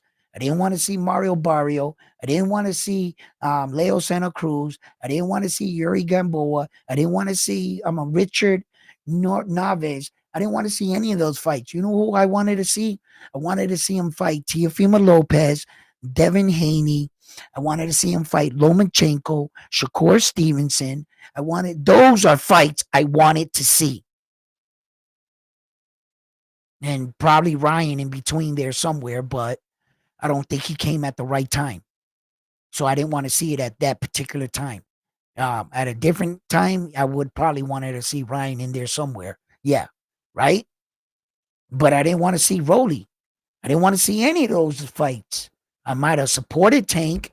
Yeah, I paid that fucking $100. I feel like Tank Davis owes me $1,000. He give me $1,000, bro. I never wanted to see any of that shit, but I paid for it. Why? Because Tank Davis represents us. Tank Davis brings those belts back to the U.S. All those Britain fighters, Mexican fighters, Japan fighters, Tank Davis is supposed to be getting them belts, bringing them back home. Show the world you're a world champion. That's why I rock with Tank Davis. But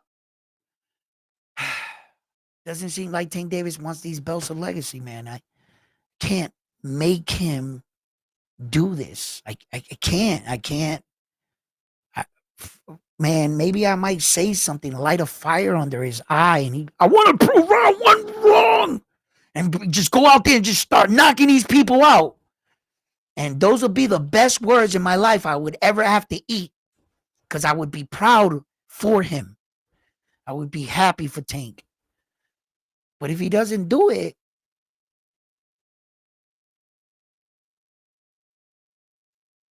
how the fuck am I going to give him credit for the best fighter in the world when Devin unified, bro? Devin's undisputed, man. Devin got undisputed status. How are you going to say you're better than him?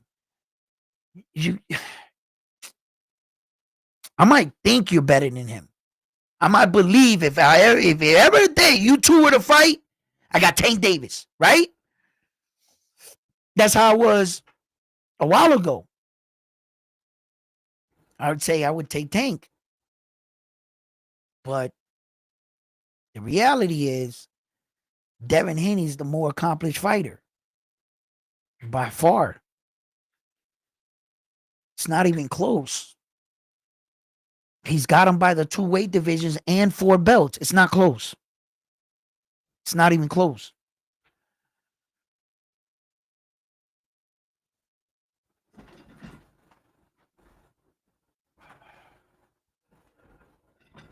And I did that not to disrespect Tank, but just to show all the people that say, "Oh, this dude is hating on Tank." Really, I'm the one hating on Tank because he fought these guys.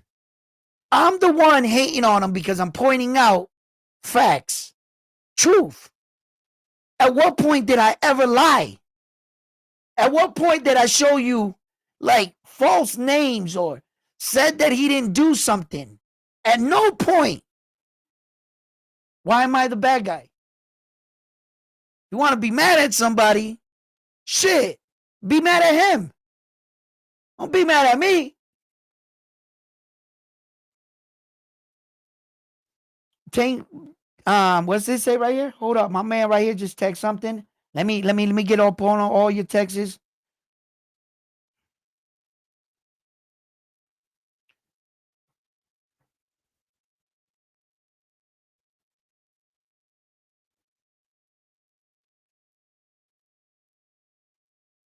Yeah, that's the beauty about fighting, my man, legend man, right?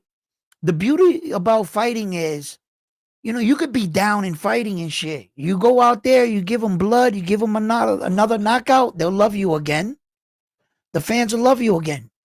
Tank can fight B-level fighters all day, every day, as long as dumbass buy pay-per-views. Dumbass uh, can't be putting up all them swears, but that's why I don't read these shits, because then you got me reading swears.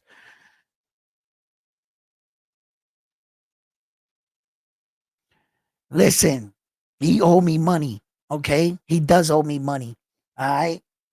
Because I ain't never wanted them goddamn fights in the first place, but I bought them anyway because it's Tank Davis.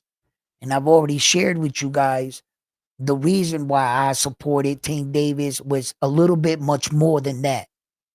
Okay? Uh Tank Davis represented something for me that I can relate with him. You know what I'm saying? I come from those broken homes that Tank Davis comes from. I had that kind of mom.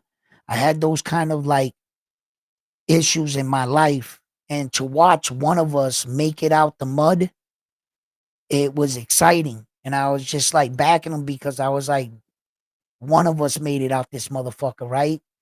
And I could relate to him. So I never questioned Tank Davis's like street credentials, you know, and that's what made me not view him. That's what I think for a long time I never questioned him because he was like me and I was like him. And I was like, Edwin, how you do things? Well, I'm from the show me state. You're gonna have to show me. You know, you could pop mad shit. You could say whatever the fuck you want. We face to face. Show me, because I think that's my time to shine. Right? I think that's how Tank Davis feels.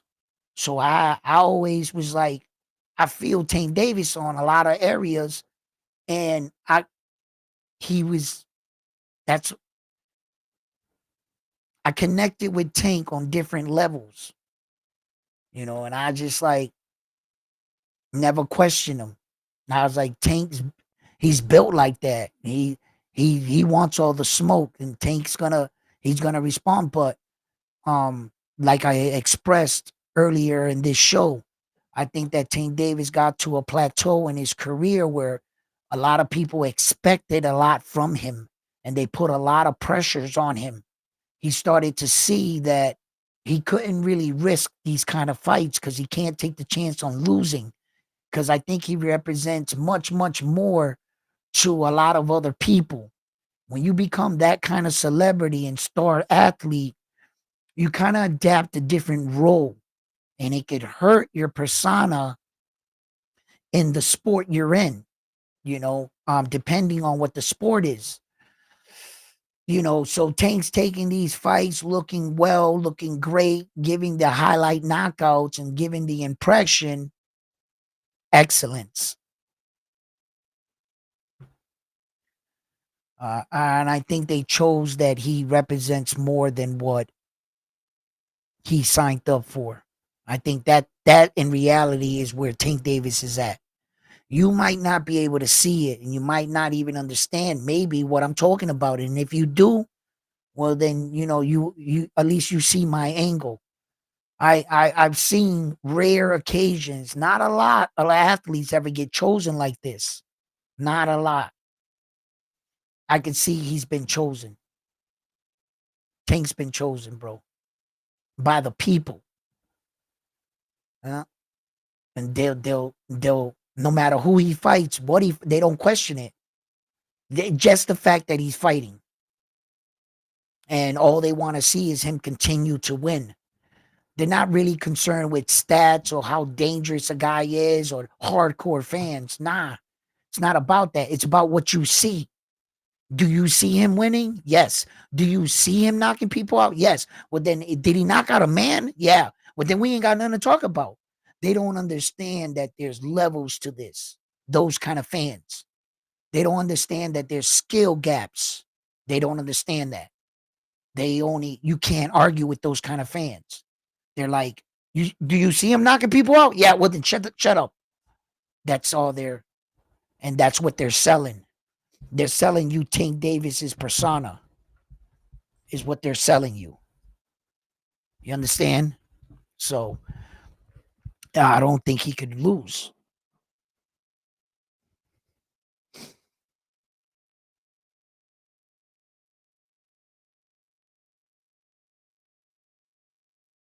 I think there's still time for Tank Davis. He's entering his prime right now.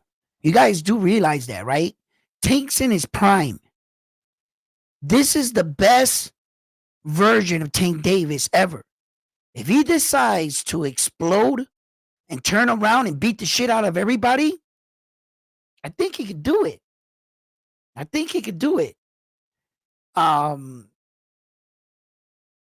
Like I said, he's an exceptional fighter, very skilled, very good ring IQ, Tank, very strong puncher. If they unleash him, if they take the chain off Tank, they like, go get him. And Tank's like, oh, beast. And he goes out there, I think he can clean all these dudes out. I just think they don't want to take a chance right now for marketing, dollar amount, the image. It all correlates. It all correlates with Tank. He's a big money draw, bro. Big money draw. The people back him. He gets money, bro. And it's not his opponents, as you can see. Tank doesn't have a problem selling. He doesn't need these guys. Tank sells just by himself, just great. He's able to keep the bag, keep the allure, keep the image afloat until he gets to this position in his life where that some hardcore fans are speaking out and the other casual fans are all confused. They're all like, how could you say that about Tank? What do you mean? Don't you see what he's doing? That's where the collision is happening.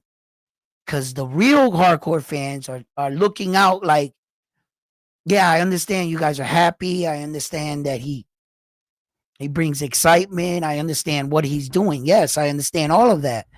But he's not actually fighting anyone. And that's what we're seeing. And then that's where the two sides collide. Yeah. It's a business, bro. I always tell you this on Round One Sports Talk, guys. What is one of my biggest slogans here at Round One Sports Talk? I've been saying it for years. Boxing is a business disguised as a sport. It's always business first with boxing. And who can they put up there? Gervonta Davis is a multi-million-dollar star, a pay-per-view fighter. Very few fighters in the world fight on pay-per-view. Maybe right now, currently, 6 fighters in the world fight on pay-per-view. Naoya Inoue is a global Japanese star, doesn't fight on pay-per-view. Teofimo Lopez doesn't fight on pay-per-view. Anybody that's not fighting Tank Davis is not fighting on pay-per-view. They can't hold pay-per-view cards. No, they can't. You need fighters like Tank. He's the cash cow. Saul does good by himself. If Saul Canelo, Saul's sales and been going down a little bit. But Saul Canelo Alvarez's name is so strong, so heavy in boxing, that if Saul woke up tomorrow and said, is this mic working? Is this the mic? Is this one's working? Okay. I want to fight David the Monster Benavidez. The boxing world would lose their mind. Saul Canelo Alvarez's ticket prices would go through the roof. And all the money that he kind of lost in some of those lackluster fights, he'd regain triple the amount. One announcement. That's all Saul got to do. His value is so much more. That's all legitimately. That's all Canelo got to do. He just walk up. I'll fight David the Monster Benavidez. The boxing world would go crazy. I'd order that fight right now. I'd buy a ticket right now. What you mean they haven't gone online? Well, you're gonna reserve my ticket for this? What you say? I'm gonna be there. I'm going to that fight. You know what I'm saying? Those kind of men, they can move the needle. Very few fighters in the world that can do that. Jaron Boots Ennis can't do that. Jaron Boots Ennis can announce any and okay, yeah, we'll watch the fight, but we're not gonna pay $100 to watch you. Hell no. You feel me? So it is what it is.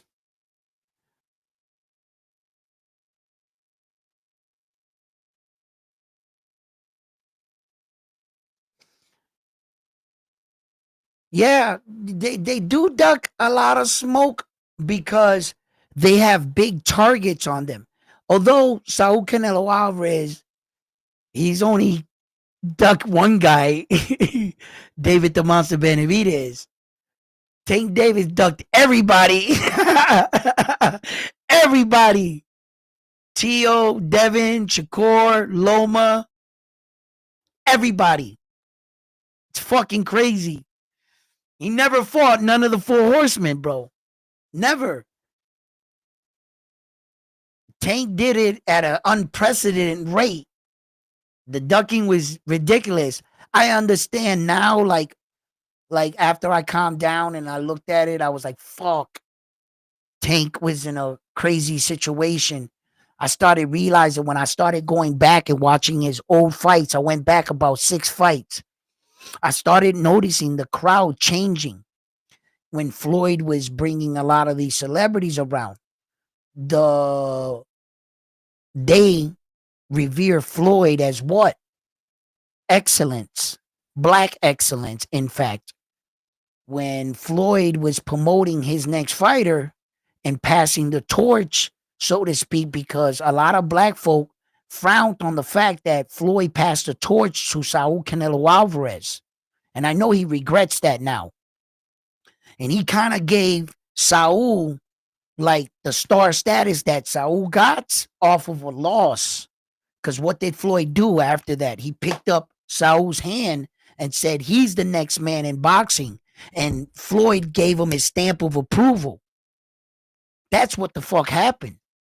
So Floyd was building another star in Tank Davis, and this time it was a brother, and he gave him the stamp of approval. When he got in the ring, they said, Floyd, is this the next star in boxing? And Floyd looked at the dude and he said, you're motherfucking right.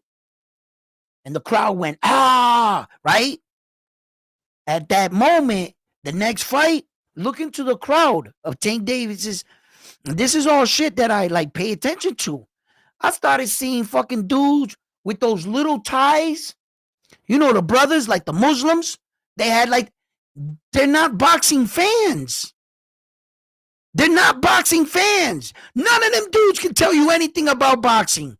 But why are you here? Support. Showing strength. Unity. They picked Tank Davis. He could no longer fight these fights. I didn't see it back then. That's just too deep for me to like. But if I took a step back, because what made me question it was, it's not Tank's fighting skill. It's not like I can honestly say, this dude is scared because he sucks. No. He's got you scratching your head because you're like, holy shit, is he good? But why isn't he doing this? What would stop a highly skilled fighter such as Tank Davis from fighting these guys? Even I can tell you I think he's going to beat these guys. What the fuck is going on? That's when I started putting things together. That's when I started like, I was like, oh shit, wait a minute. Tank was pushed into a corner. He can't lose. Then I was like, fuck. All right, Tank. Man, he's one of the most complicated boxers right now. There are a lot of situations. You had a lot of layers. You had to fucking peel from Tank, man. First, I'm like, he's a fucking prize fighter. Then I'm like, and it was just so much more to it. Look at the people in his fights, in his audience. Tell me that the first 2 fucking rows, the first 4 rows of people know anything about boxing. No. And Caleb Plant was like in the 5th row in his fight. So he just got out of it because Caleb Plant was there with his girl. You can see his little big ass beard in the you know what I mean? But he was 5 rows behind. Those regular dudes, man, that paying all them dudes, they don't know shit. I ain't never seen one of them dudes in no other boxing match in history. Like sometimes you can see those crazy fans in different events, or you could tell their wives or promoters or the business guys in boxing. They don't count. Those are your likely suspects. They're always there. And you start to look through the crowd and you'll go, okay, that's a basketball player. He's just a fan. Okay, that guy is just some TV star. He's a fan. In Tank's fight, these dudes got suits, little bow ties, and they're everywhere. All the way down. And then like the brothers with the chains are like 6 rows up. And then like, and I mean all the way around. And I was just like, fuck. That's a tough situation.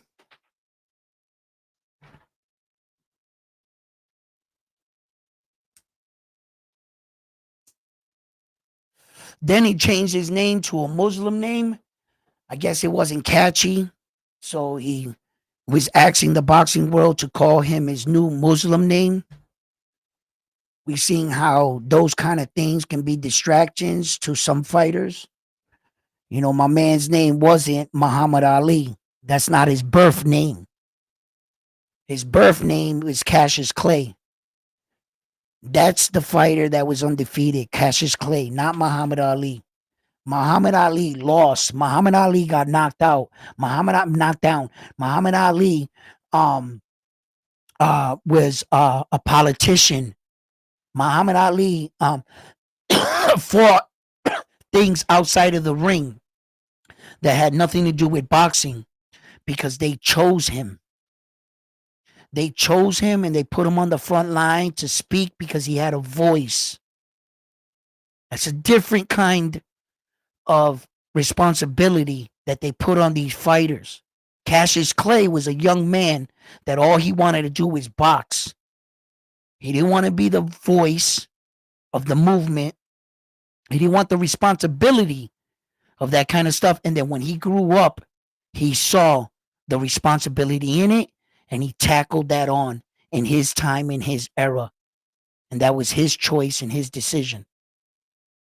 And in this era right now, I see where the racists try to, take their guy. And here's another case where now Gervonta Davis is not called Gervonta Davis. This is his Muslim name. These are the guys at the fight. And you start to see different things. And I can speak on this shit. One, I have experience with this. I've seen different athletes, like I explained, go through it.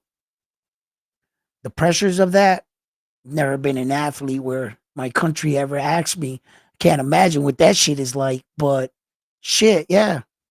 Absolutely, guys.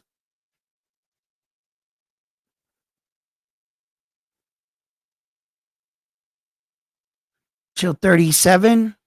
He has until 37 years old until he retires from the sport. Canelo is getting older. The years, yeah. He has a lot of miles for 34 years old, 60 professional fights. That's just ridiculous. The type of miles, and then you got to tack on all the sparring. He's got a lot more than 60 fights in him. Usually, typically, when you see a fighter, he'll have like a record of 30 fights. You can tack on another 30 good fights, right? On that. So he's a guy that has a 30 usually has like a 60. You know, Saul with 60, he's like at 120. you know, you feel me? Just double it. Just double it in your head. Trust me. Um, some of them sparring matches and sparring. The one thing that you eliminate out of sparring typically is like the feel out process. You're not feeling out sparring.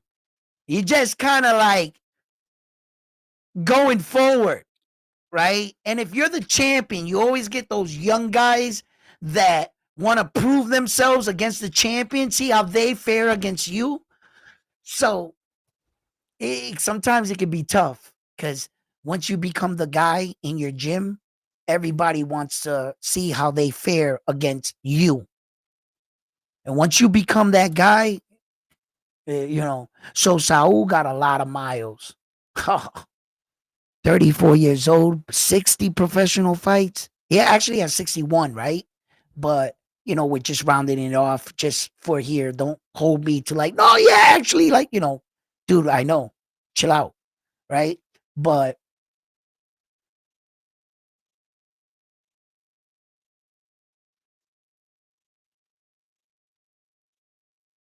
who's left in the division? Well, rumors are saying he's going to fight Skull in Cinco de Mayo. Saul Canelo Alvarez, William Skull. But now don't hold me to that. As you can see, this weekend there were a lot of announcements by a lot of different fights.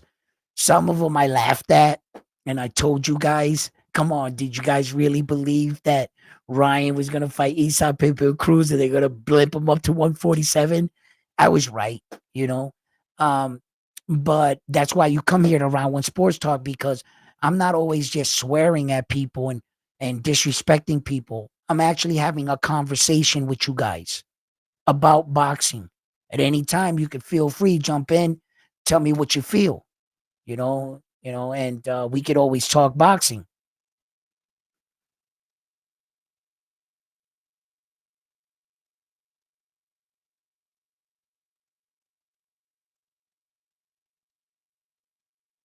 Yeah, yeah.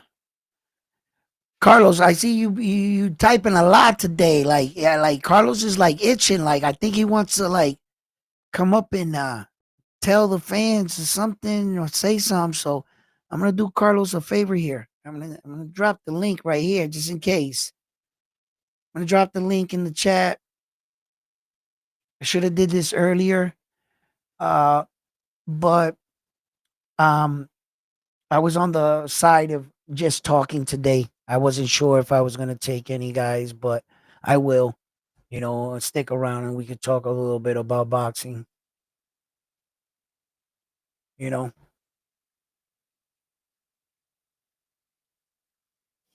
let me see what you're saying here, Carlos.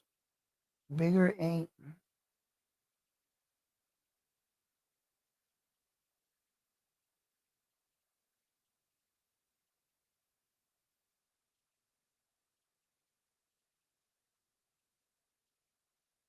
for that one-sided fights. Yeah, it's necessary because, like I said, like all these things about these people talking about fighting the best. Shit, listen, if you do that, you'll be a vegetable in like 6 fights, right? There has to be fights where at least the level of competition is interesting. It's just not like a one-sided event. So for that though, you have matchmakers. And the matchmakers make these fights sometimes to be interesting, but they know it's more favorable for their guy or whatever. If the matchmakers are in a situation where they're trying to find out the new toughest guy, they will put the two best guys against each other so that whichever guy can push forward. You know what I mean? So,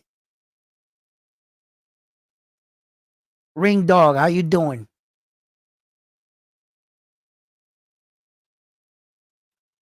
I just think that boxing is in a real interesting place right now. I think we should support boxing. I like always to see the greatest fighters fight. Since I've been doing this channel, my question is always been the same. Who is the greatest fighter in the world? What does he look like? And where does he come from? That's all I ever want to know. What I respect were the fight. I never really wanted to get in this to be a politician of boxing or to look at the ins and outs of boxing, more along the less where that I wanted to see where boxing was going. What's up, Carlos? How you doing? I see you there. Let me bring you up. What's up, Because I everyone? can't hear you, Carlos. Hold on. You there, buddy? Yeah. Can you hear me? Yeah, I What's up, got you. everyone? How you doing, Carlos, man? I can see you typing away there in the chat. I said, "Hey, let me bring up my man. See and see if he got something to say." How you No, doing today? I'm doing good. It's freaking cold outside. Yeah. Uh, Um, yeah, no, I was just having a good little debate with Legacy. You know what I mean? Boxing topics, right. and we was talking about Canelo, and he has told me what last 6 fights of Canelo has impressed me, and I just said that for him being small and beating bigger fighters naturally, that's what impressed me. I do understand you know, we can make an argument that, well, Berlanga has not been proven. Munguia, he was once a champion, but only at 160. Uh, you know, but it's like when you clean out a division, there's nobody left, you know? Well, I would have said if he would have asked me the question, what impressed me about Canelo Alvarez' last 6 fights? What impressed me would be that Caleb Plant lands just before those 6 fights. That means he unified at 168. That's impressive. When you unify, and he's talking about his last 6 fights, what also impressed me was the mercy he showed Jaime Munguia. I don't know if he knows this, but I know this. He had Jaime Munguia knocked out. He's lucky that he was Mexican and shit. Saul showed him mercy, and he carried him up. It's pretty impressive when a man knows he has you beat that bad, and he's basically telling you, kid, I'm gonna hold you up because you wanted me. You know what I mean? I ain't gonna embarrass you, but I'm just letting you know. You know what I mean? It's impressive Yeah. when you could see a fighter give another fighter mercy like that. I also like the fact that Saul Canelo Alvarez fought a fight that not necessarily he was asking for. That was the wrong Charlo twin. He was actually picking a fight with the much bigger of the two. The smaller brother just came in barking, and because of the fact that Saul Canelo Alvarez answered it, now they mad? Wasn't this what you wanted? Didn't you guys say he's gonna go up there and beat Saul? And that Saul better be worried. So after he whoops his ass, now that's Saul's fault? How's that Saul's fault? Hey, Right? man, it goes with the record. Hey, he defended the undisputed belts 4 times. Right. And that's another title defense. Okay. Not the greatest of opponents, but you got to remember this. That when you think about him defending his belt, the Ryder was the number one contender. Yeah, it was a mandatory.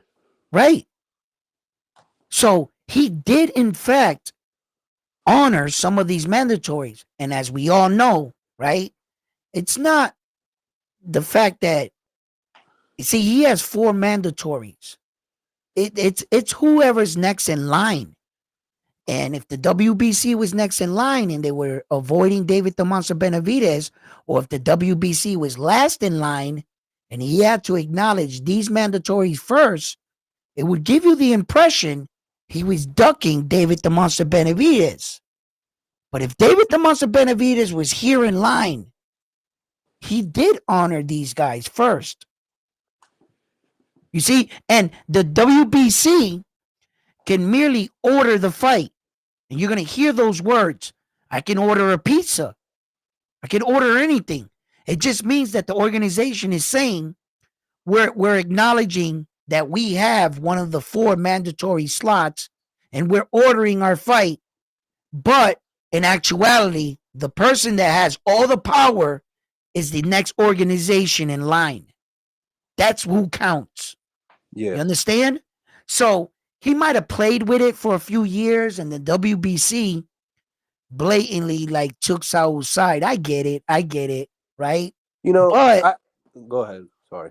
But I'm saying you got to admit, whatever you want to say about Saul, whatever you want to say about him in this sport, this is a dangerous sport, guys. Yeah, it's really dangerous. Okay, one punch could change your life or take your life away from your family. There have been a few fighters in the world that have entered the ring and have not come out the same. When you're thinking about this little guy, Saul, he's actually little at 168 and going on and fighting these massive size 168 pounders like David Morrell and David the Monster Benavidez. You might think that shit is easy sitting home at your couch, but Saul is a warrior, and this is the sport that he chose to be in, and it comes with risk. Yes, come with risk. I want to say something real quick. Yeah, go ahead, Carlos. I want to make this conversation a little bit spicy because I think you're gonna disagree with me in this topic. Okay. I believe that it was a mistake for David Benavidez to move out for 175. Think it was? I don't think so. Because the reason why is because I say that is because, you know, you could have had a fight with Canelo at 168, but you settled for a fight with Muriel, which is not bad, but you do know there's 2 monsters going at it at 175. So it's like, which is a more, putting at yourself at Benavidez' shoes, which is a better fight for yourself, to fight Beterbiev, the winner between Beterbiev and Bivol, or Canelo Alvarez for more money. What you think? All right, check it out. Okay. Let's say I'm David the Monster Benavidez, his father and coach. And I got my son, David the Monster Benavidez. Obviously, they told him, fight a title eliminator, you'll get a shot at Canelo. I do that? Nope. Fight a title interim, then you'll get a shot at Canelo. I do that, win that? They say no. Fight a title, defend the interim title, then you'll get a shot. So you start to realize Canelo doesn't want to fight you. Then as a trainer, manager, and dad, I'm looking at my son and saying, you're not a champion because of your skills. Because had it been on a skill, you'd be champion. You're not a champion and your career's being held up because he's just not fighting you. By moving up to 175, there's new opportunity. But he kind of ran into the same wall. There was already a man in discussions of 2 men fighting to unify all 4 belts. So once again, you are going to run into a wall. So what you do is you play the one card you can only play. He actually went to Arthur's fight or got the message to him. I forget which way it went. And he said to Arthur and Demetrius Bivol, when questioned, if David the Monster Benavidez comes up here and becomes the number 1 contender, would you fight him? Both men said yes. Saul's saying no. For as long as I stay at 168, the years go by, year after year, I could have been champion. I could have been building on my legacy. I could have been a multiple division world champion by now. For the past 3 years, I chased you around and got nothing but this interim world title. It's about time I go up. I'm a big boy anyway, and fight for guys that are guaranteeing that if you move up to this weight division, we'll give you a shot. While you turn around and look at Saul, and you're still as much in the dark as you was on day one. Okay. Why didn't Benavidez unify the belts when he was the WBC champion before Canelo was in the division? Cocaine is a hell of a drug. Cocaine, eating cheeseburgers, missing weight. It's a hell of a drug. It's a lifestyle, sleeping on 6 sheets. Some of these young men have never experienced this. Yeah. It's hard to deal with money. And I'm not making excuses for guys when I tell you guys about the ins and outs of this. I just want you to guys be like, damn, some of these shits do play a factor and we're all not perfect. One thing about the WBC, which I felt that was fucked up, is that David the Monster Benavidez never technically lost his belt in a ring to an opponent. He was stripped by his title for outside recreational drug use. And, you know, to be fair, you know, just before he lost his belt, he asked Saul Canelo Alvarez to fight him to unify. Saul Canelo Alvarez himself, there's receipts, said, I don't want to fight David the Monster Benavidez, nor do I want his belt. At the time, Saul had he had 2 of the belts. He had 2 of them and the Ringside magazine. So what happened was he ended up getting stripped, David the Monster Benavidez, and the very next fight, they scheduled Saul Canelo Alvarez to fight a guy that moved up in weight to fight for the vacated championship. Let me tell you how many levels and how many ways this was so wrong. Because the rules state in boxing, if you are a champion, you cannot fight for a vacated world title. It's against the rules. You're already a champion. The only people that qualify to fight for a championship are contenders. You got to wait for someone to get the belt, become the champion, then you can unify. Just like a champion isn't in the ranking system. If you're a champion for any organization, you can't be ranked by any of them. These are rules. Not only did Saul fight for a vacant title, having 2 titles of his own, which is against rule boxing law, he didn't even fight a guy in the division. He beats him for the WBC World Championship, and the WBC never backs David the Monster Benavidez. They kept telling him. David the Monster Benavidez was like, yo, I was your champion. I never lost my belt. And they were like, yo, yeah, we got you. They preferred to go with the cash cow. And once Saul got Caleb Plant to sign for that IBF, it's been checkmate ever since. David the Monster Benavidez can't get in that. There's no angle. The reason why I say this is because, well, it's been rumored that Canelo is possibly signing a 3-fight deal with the Turkey. And in that 3-fight deal, who knows? We could possibly see down the line a Canelo versus Benavidez fight. You know what I mean? So that's why I brought it up. Yeah. In a perfect world, you know? Yeah. Look, a lot of these fights still have the time to materialize. It's not like, you know, Saul is so old, 34 years old. I mean, Crawford, if he fights him, he'll be going into that fight 38 years old. You know, so he would actually be the older guy. So I think that, you know, Saul will still be around. Let's remember that Saul is the exact age of the Charlo twins, and he's making a comeback right now. So I still think that somewhere in there, that David the Monster Benavidez fight could happen. You know, and we could get some of our answers. I don't know. I don't know.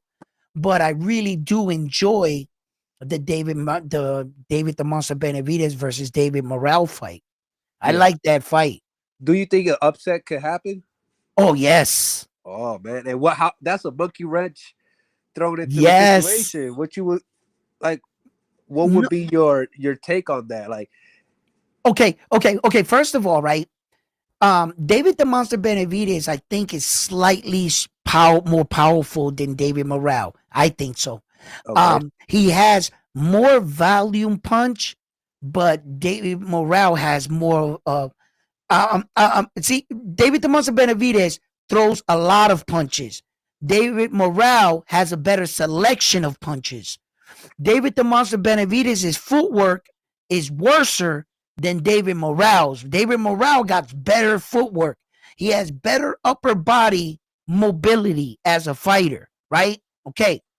But the blunting style, if you go back and you look at slick fighters that can jab, move well, Caleb Plant. Look at what David the Monster Benavidez did to those kind of fighters. It was just he couldn't.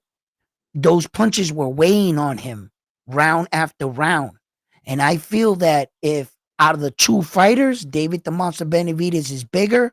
I think David Morrell is a slightly more skilled, but I yeah, think that David Benavidez can take his power and apply his damaging punches through the course of rounds. I would say 8, 9, 10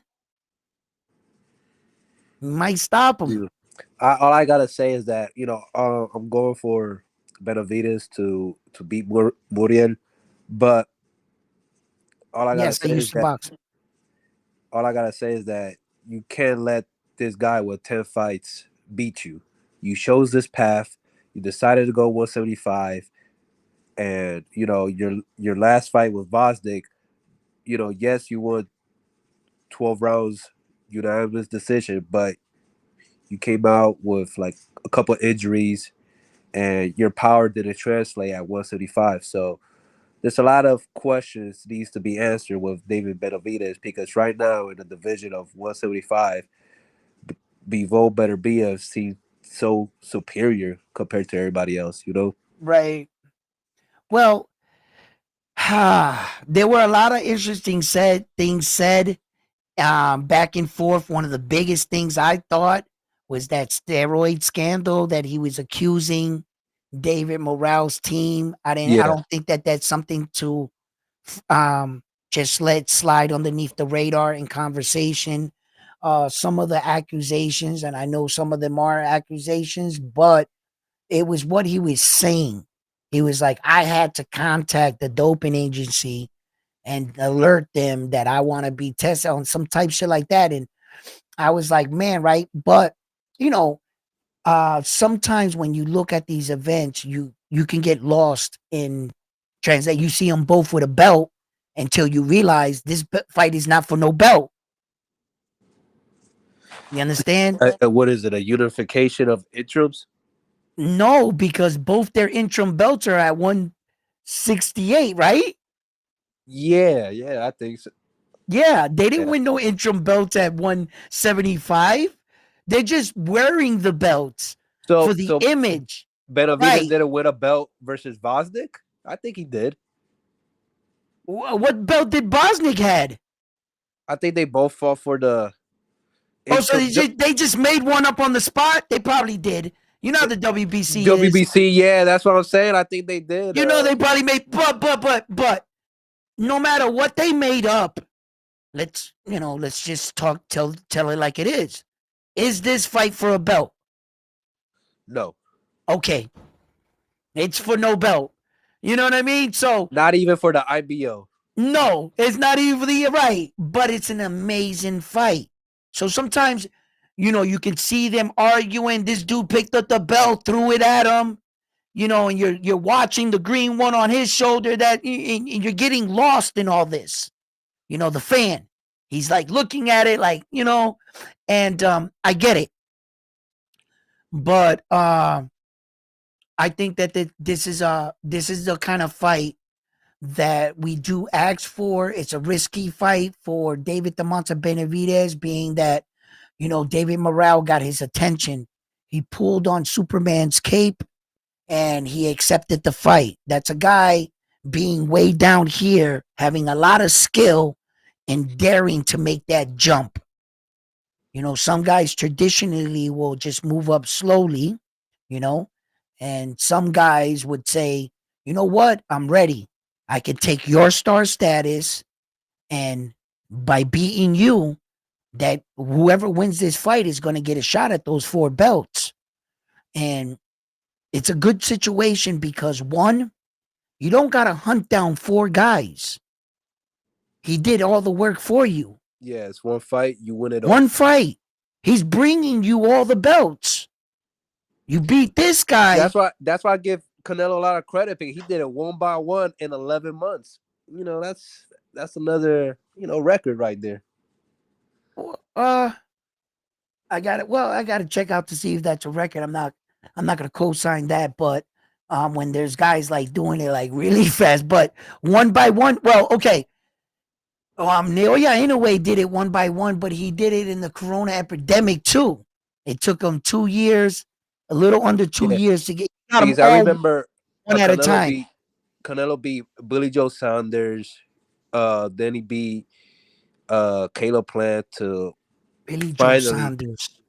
Yeah, to finally undispute at 168 in 11 months. That was just crazy. Nah, he beat Caleb Plant at the end. Yeah, he finished it off with Caleb Plant. With Caleb Plant, right. That's where the clock starts ticking. From the minute that you secure all 4. Because the reason why, if I'm not mistaken, he started off, he beat Fielding, then he beat Caleb Smith, then he beat Billy Joe Saunders, and then he finished it off with Caleb Plant. Right. Okay. And look, the title defenses is what matters for him. No matter what, we talked about it. You got to give him credit for the Charlo twin. You have to. That's a title defense. All the other ones, which Jaime Munguia, Ryder, you got to give him credit for those because it's not like you get that kind of phone call every day that somebody's willing to put up all 4 belts and give you, stamp your Hall of Fame night on one night. That's a risky. Not every man that ever won all 4 belts decided to go that way. I forgot how Josh Taylor got all 4 of his. I think it was one by one too. I think I know. Jose Ramirez, who's gonna fight with Haney, unified, and Taylor, I believe, unified, and they both fought for undisputed. Because I think that was a unification. They both had 2 belts. I mean, 1 belt apiece. But remember that Taylor beat Regis Progress, right, for the WBC, right? And who had the WBO? Didn't he have the WBO? Yeah, he had the WBO coming into the fight. Who? Josh Taylor had the WBO coming in, and he beat Regis Progress for the WBC. So Jose Ramirez had either the IBF or in the WBA. And then he successfully defended him against what's his name that he fought him twice. Jack Catterall. But after Jack Catterall, he vacated all those belts and he stayed with the WBO. And he fought Teo. And he fought Teo. He lost his WBO and the WBO. Yeah, he didn't actually vacate. He got stripped. I mean, stripped. My fault. Yeah, he got stripped. That's more ugly than vacating your belt, brother. If you get stripped in the sport of boxing, like they gave Usyk the opportunity not to go down as a champion that being stripped, because that's what that's saying is you didn't meet the requirements as a champion that the organization set. That's a big, it's like getting an F on a final test. You don't want an F. So when Usyk saw that no matter what, he was going to lose the IBF because he was already locked in with Tyson Fury, and if he pulled out, he would be sued by him. The organization says, that's your own personal business. We have a schedule. You can't do it. How do you want to do this, Usyk? And Usyk said, let me go out on my sword. And they said, okay, vacate the belt. So now on his record is going to go that he voluntarily vacated the belt rather than being stripped. You don't want to be a champion with that asterisk that you were ever stripped of a belt. That's why when some of these guys are forced to vacate, they try to be cool about it and try to like dump it in the trash and say that organization's no good. Nah, they're just letting you be a tough, look tough for your legacy, because being stripped is ugly. Yeah. Hey, round one. Yeah. Quick question from the panel. I Yep. think they asking you what weight class you used to box in. Me? Yeah. Oh no, I was a kid. I was a little guy. Don't make me throw up the famous picture, because I'll go back. Oh, I already got it on standby right here. You was fighting at 118 Uh, or no, 122. I fought lower than that. Oh man, 105. No, hell no. It wasn't 105, like 112 or something like that. I Okay, forgot what 112. this Okay, fight okay. was. I forgot what this fight was. Actually under, but well, since we're all here and you asked. Wait. Stop. No. I just want to switch it. So if I was actually like here, could I? Yeah, I can do that. Here, hold on. Yeah. All right, here we go. There it is.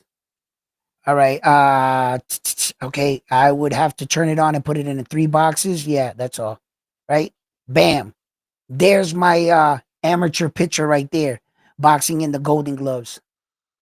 Right there. That's me throwing the jab right there. Ionic Boys Club. If let me throw down the thing, you can read it real quick. It just so happens that um here, let me throw that off, right? Bam. There it is. And you can see right here, I fought Ben Ortiz, Springfield Boys Club. What's it say? Fends off, assault from Whisters, Edwin Montalvo. They even spelled my name wrong at the end right there. And then it says that I won the round in a TKO. I knocked him out 35 seconds in third round. That's where my boxing career basically went. Unfortunately, we make bad decisions. Yeah, you that's know, cool. Though. Not yeah, everybody gets the opportunity. yeah, it my dad was ranked number 6 in Puerto Rico. Like I have Camachito come on with me. His brother was Whistler's world champion. My older brother and him, Bobby Harris, were all roommates. We all used to train together. You know, he later became a world champion. He had the WBO. I think the WBA. I think Jose Rivera had. He has like 3 belts. He has 2 minimum belts and 1 real world title that he brought home for Worcester and stuff. And yeah, and just these are the guys that I be in and out of the gym with. Um, and it just my I've always been a fighter inside, just I love the sweet science. I was always curious with how did he do that? How did he do that? What did he do wrong? Why did that look easy? Those were always my questions. I was a pretty good fighter in my own right. I just unfortunately uh I just made bad decisions, like a lot of young men on my age at the time. We fall for a lot of life's pitfalls before we realize it. We're much older. And you typically hear a man say this same phrase. Almost every man I've ever met says the same thing. If I could do it all over again, if I knew now what I knew then, you know, uh, I think I definitely probably would have been a fighter. You know what I mean? And I understand, Yeah, man. but it's a blessing. Yes, Blessing. absolutely. It is a blessing to come. Look at all the things I've done on this channel so far. And like under the 2 years that I've been really like filming, I got to meet Subriel Matias. I like interviewed him. You know, I've had multiple fighters come on my show. Um, you know, Rachel Donaire. Like I've met so many people, you know, by actually like going out, you know, not just staying in the gym and shit and uh, you know, and it's just been a great experience covering boxing, doing what I love, as you can see, you know, I I'm very creative with my passion and my expression of how I see it. And that's what I want to do. I definitely want to go out there and I always ask myself these questions when I watch these fighters. What did he do? How did he do that? And you start to study the human body, you start to understand mobility, you start to understand the some simpleness of fighting. Of me, when I was younger, I used to do too much. I was doing too much movement. This when I could have got the same result from standing here and just going like that, you know. And you start to grow as a fighter, and that's what I try to bring to the show. I know a lot of guys that I watch these YouTube channels. Yeah, they talk about boxing pretty good. They know the names, the divisions. They just can't explain fighting. They just can't explain how he did that. And that's where on my show, I'm actually explaining to you this is what happened, you know. And that was that real controversy. One of the biggest topics I had in boxing that a lot of people started to side with me, in fact, was the Devin Haney and Ryan Garcia situation, where that it was first brought to everybody's attention. Devin Haney needs to work on his defense. It's his defense. It was his defense. It was defense. Until I came on and said, that's a lie. It was never his defense. It was his selection of weapon. It's the way he threw his jab. He chose the bow and arrow jab from the wrong distance, and Ryan caught his ass. It Yeah, and absolutely had. I believe Mayweather talked about that jab, that we really don't use that jab. Okay, so and then if you go back to all Devin Haney's previous fights, he starts off a lot of his fights with that same exact jab, the bow and arrow jab. It Then looks good though. the guy said to me, well, then if Devin Haney would have had his hand up here like this, he would have. I said, now you're changing the situation. Now you're changing what he actually used, the bow and arrow jab, and you're turning it into a jab in your head, correcting it by his defense. But that's not what occurred. What occurred was he threw the bow and arrow jab at the wrong distance, and he didn't anticipate Ryan Garcia being that fast. Ryan worked around that jab and snapped him. I said, that's what happened. It had nothing to do with his defense. In fact, Devin Haney's defense was okay in the fight. But in that sequence, that's not what happened. And then a lot of guys started to be like, oh, yeah. And they were like, yeah. And I says, bro, he was in the wrong position. He threw it wrong at the wrong angle. He just felt comfortable because he always opened the fight with that jab. So Devin Haney was just doing basic Devin Haney shit to a kid that he thought wasn't on his level. You got to understand the mindset of Devin Haney coming into that fight with Ryan Garcia. He must have been laughing all the way up into the ring until his laugh turned into tears, right? Because leading into that fight, if you ask Devin Haney, where do you rate Ryan Garcia's skill? I'm the most skilled fighter. Ryan can't even box. Ryan's not even skillful. We all know this. I'm undisputed. Was the Unify. He never even fought for a championship. Look at him having a meltdown on TV. Yeah. Devin Haney was feeling himself, bro. He was his head was like this big. He thought he could do No wrong. He didn't check his own performance and what he was doing. He thought Ryan was that dumb that he could do basic shit like that and not get punished for it, not get taxed for it. And Ryan Garcia taxed that ass. That's what happened. Yeah, Yeah. I agree. I agree 100%.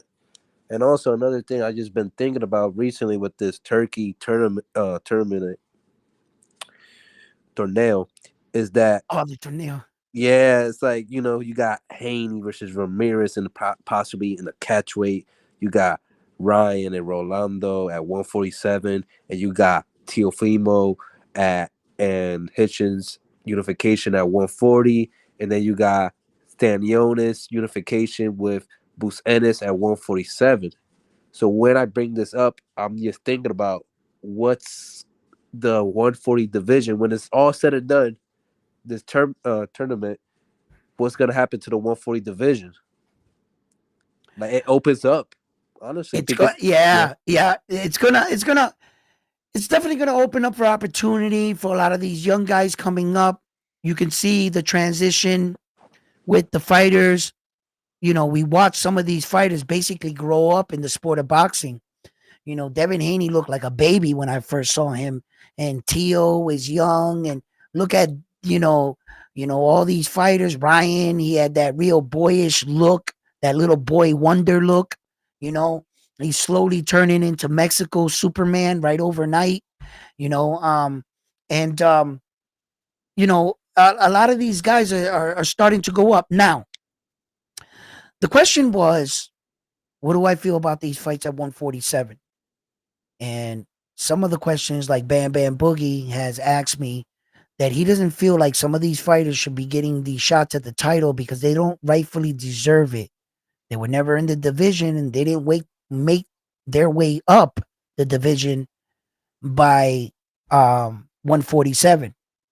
Now, when you're at your job and your company sees that you're doing a great job, they'll give you a raise.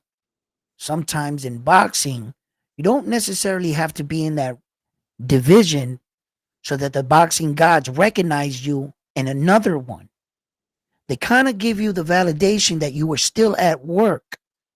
It's not like you left for 2 years, came back, and we gave you a mysterious ranking.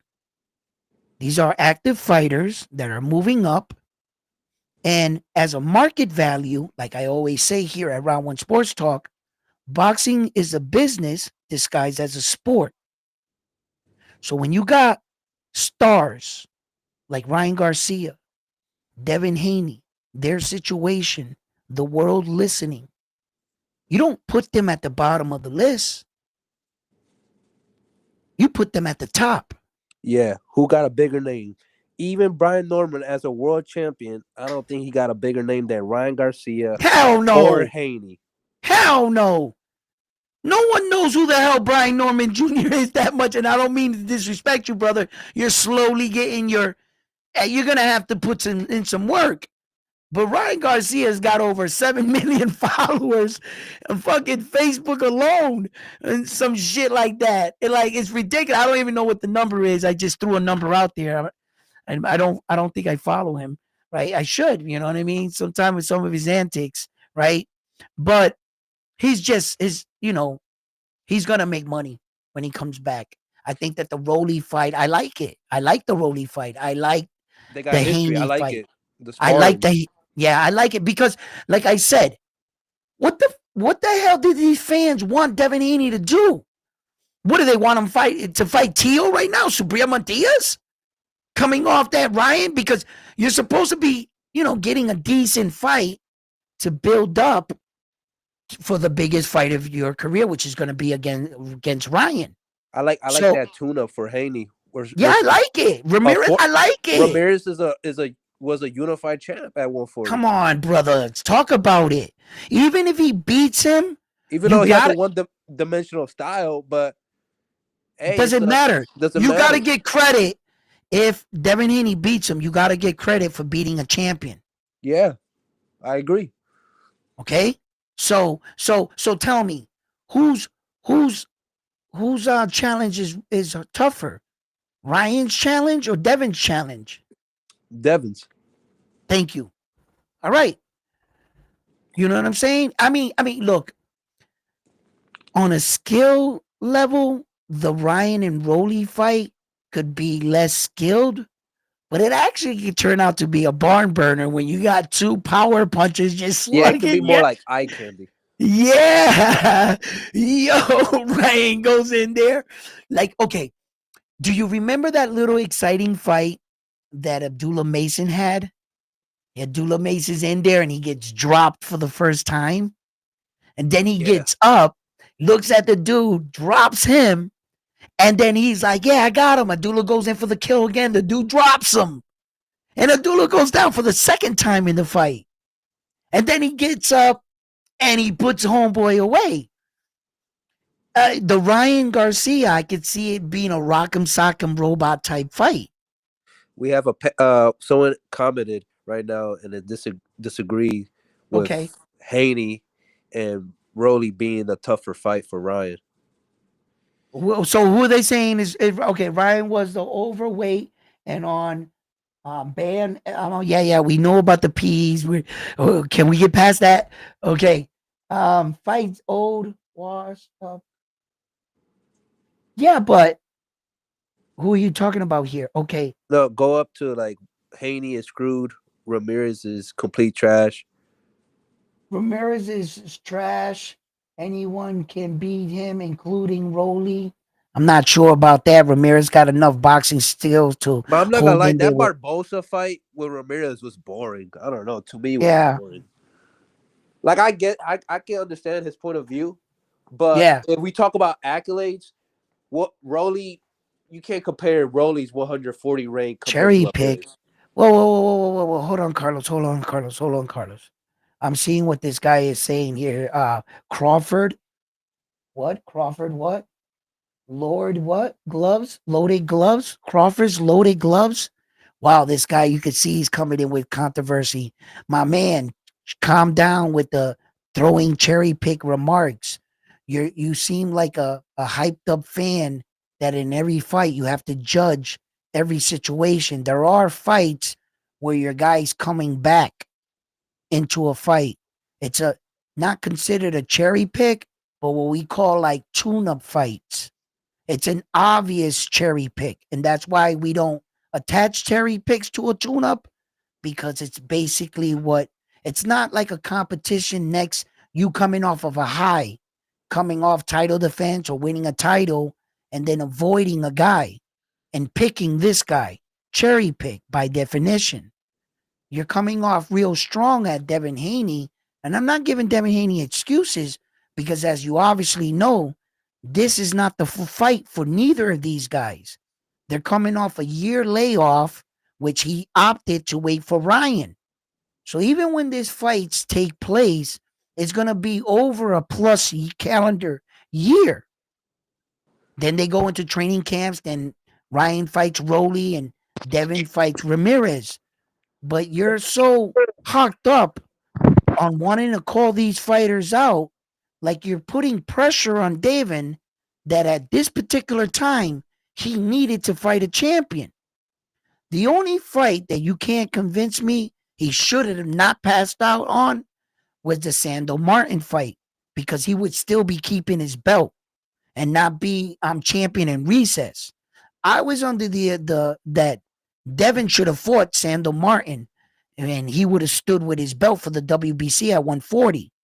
By opting to fight this other guy, as soon as Sandor Martin and Puello fight, Devin Haney ain't going to have that WBC hold anymore.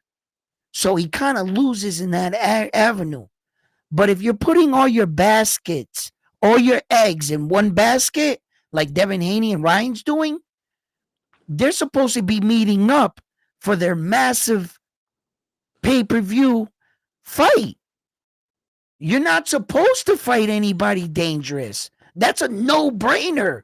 There's no way you're supposed to use the word cherry pick in this situation. Now you're just judging them off every fight without even thinking anything through.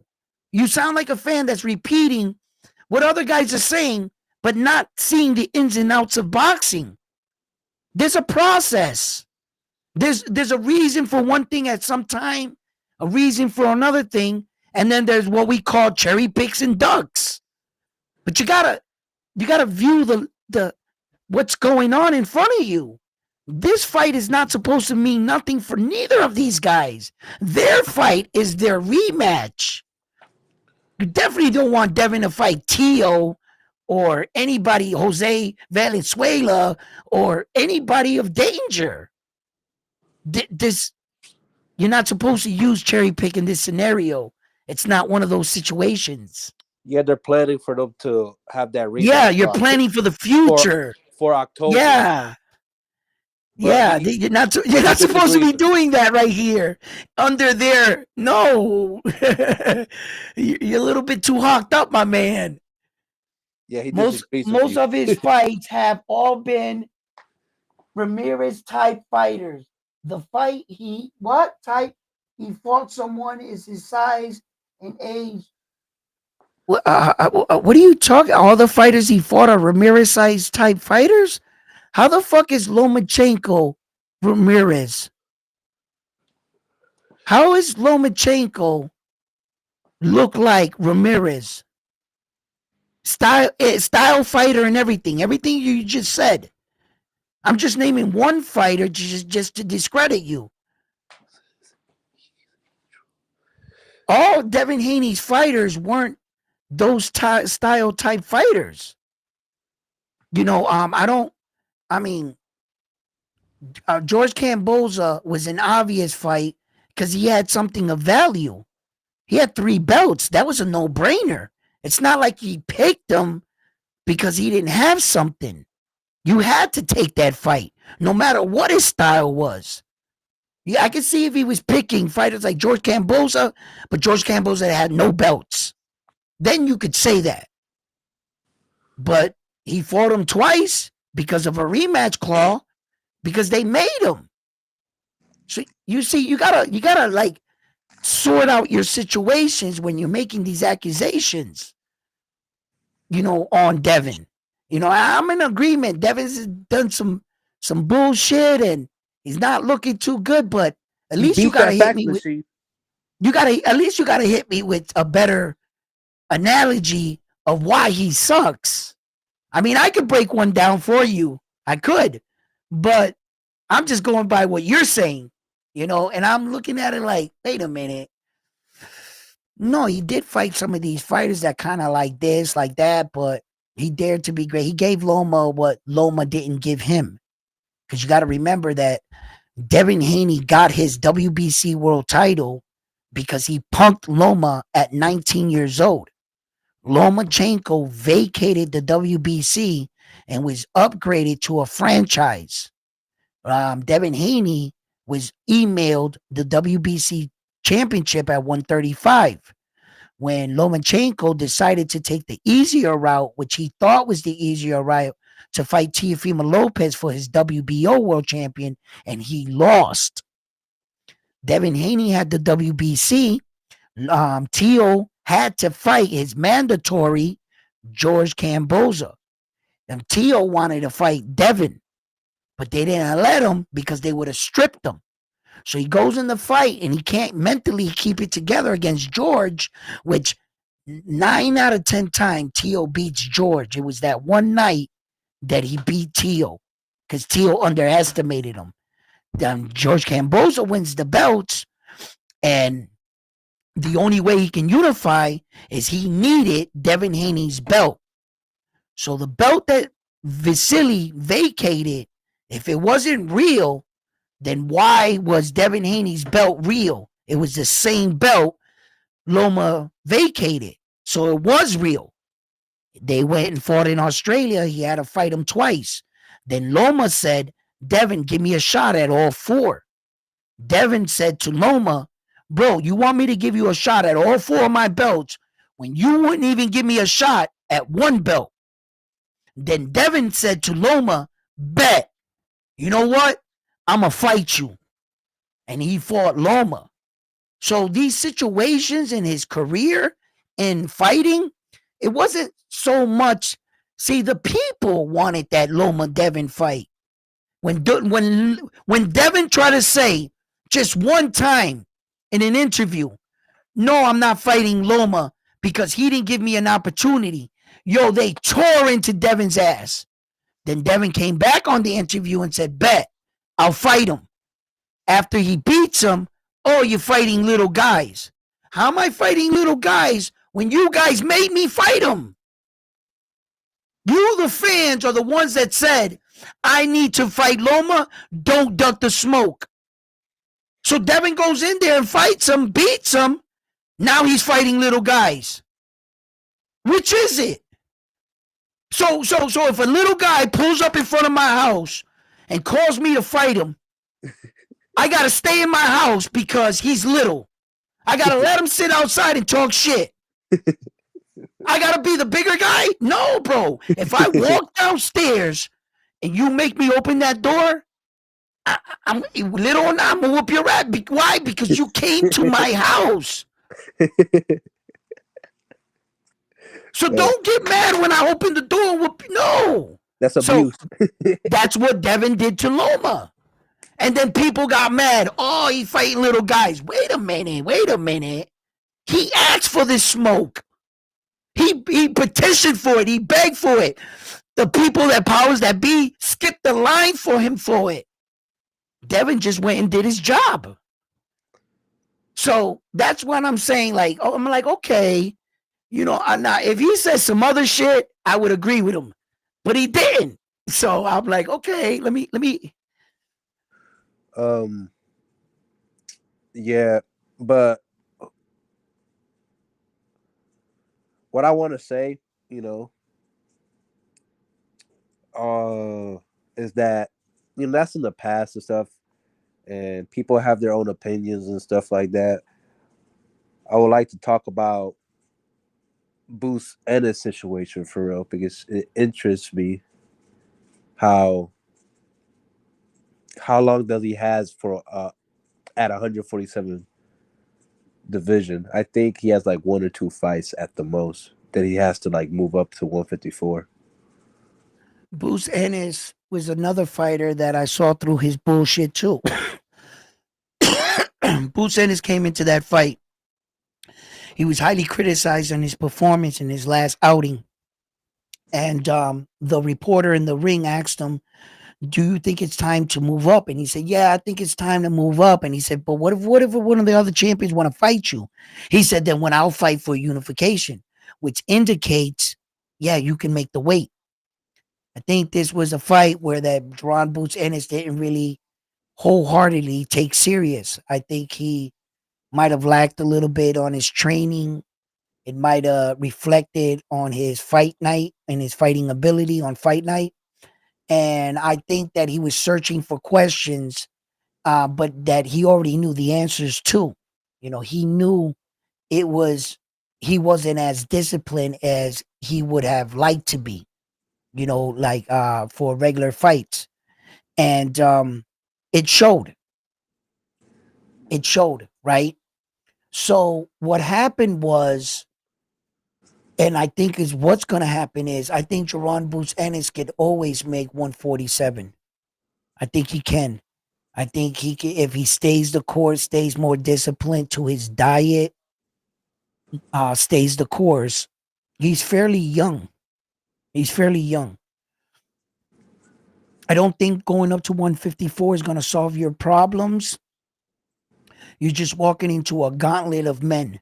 You got Errol Spence coming back. You got the Charlo twins. Very exciting division. But I think you can accomplish a lot at 147. There's going to be some new players walking in. Teofimo Lopez, Devin Haney, Ryan Garcia. If he's patient, he'll be able to cash in on his opportunities. Jaron Boots Ennis. I think going up to 154 doesn't solve your problems. I think what you need to do is fight better opponents. You see, some of these fighters take it upon themselves to want to fight criticism and media. I think that that's the wrong fight. You would never judge by what you said in front of a microphone. You were judged by your skills in the ring. So Jerron Boots Ennis, he did. I'm not concerned or alarmed as much as I can see through his bullshit. And definitely my assessment on him is that he needs to get serious with the game. And as long as he stays focused, I think there's nothing Jerron Boots Ennis can't Yeah. do. I just bring it up because Yeah. it's just we're hearing about these unifications, we're hearing about these fights, and honestly, it saddens me to hear. I mean, it's a good thing, but also I know that possibly in the future, a fight between Tank and Teal or Haney maybe cannot be happened because they're making their ways to a new division at 147, and Tank, for being his stature, he's not gonna move up to 147, and it's like, man, a missed opportunity. It really sucks. Who knows? Maybe a You, catchweight. yeah. Maybe a catchweight. I just want to answer this guy's little comments and stuff. He's a real like uh you could see his like his passion in it because he's typing a lot, right? So I definitely want to answer this guy. Um Now you're fighting, you want me to argue opinion with you. You want me to argue a result of a fight that in the history books is gonna say Devin Haney won. Now you want me to argue that Shakur Stevenson grabbed the microphone and just because he said he thought Loma won, um, that doesn't make it so. Oh, so Shakur Stevenson at the time was trying to secure a fight with Devin, say that this guy won, get on his side, boost up a storyline. Yeah, I see that shit happen in boxing all the time. And since Shakur Stevenson's word, since it's not the in all say all, his word is about as valid as everybody's word in the planet Earth. Assholes are like opinions. Everyone has one. He's just giving his opinion. It didn't make it any more so. And who cares about how many people thinks Lomachenko won the fight? I tell you what, Lomachenko fought a great fight. Even I said Lomachenko, I think he might have squeezed that one by Devin, right? And while I'm watching it, I'm also saying the very one thing that if you fight me for a world champion, what good is it being the world champion if you don't have any benefits? So what separates you from being a world champion? What that means is, we all know this, that if the fight is close, they're going to give it to the champion because it's the champion's nod. You didn't definitively did enough to beat the champion. Well, check this out, my man. This wasn't for one belt. This was for 4 belts. And if Lomachenko didn't definitively beat Devin Haney in the eyes of the judges for 4 belts, guess what's going to happen? They're going to give him the champion's nod. When I saw Devin Haney get the champion's nod, I realized what happened. Lomachenko just didn't do enough. And like I always say, but you can't always say this. Can't say he should have just knocked out Devin Haney because, not every fighter has the opportunity of knocking someone out. But that is one of the ways you could have never taken this away from Loma had he stopped Devin Haney. He definitely didn't put the type of beating on him where I felt that beating awarded 4 belts. Really. It was that close, that razor thin to the last, and somehow Devin Haney should be shown no respect, no champion credit for having 4 belts. I think there are benefits for being that kind of champion. And we all know this going into the fight. We all know it. And I think Loma had to do a little bit more. Yeah.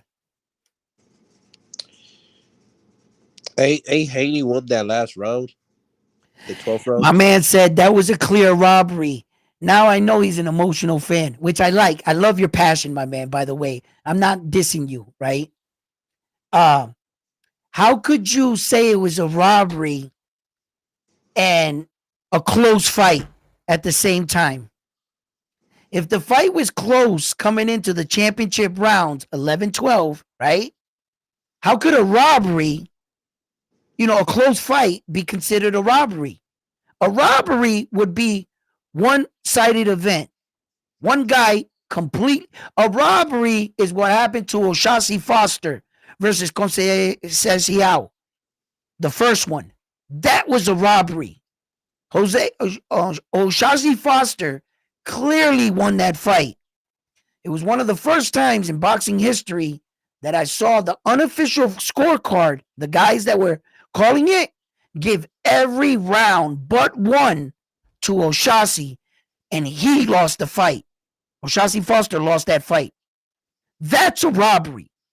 How could you look at the Devin Haney and Loma fight, a fight so competitive, a bunch of swing rounds, so competitively, and say robbery?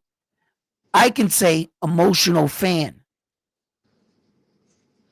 Because obviously you don't know how to call a real robbery. You just, like everybody else, you heard one guy say it.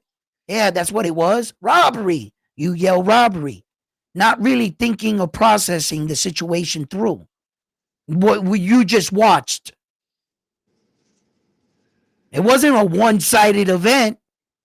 That's a robbery.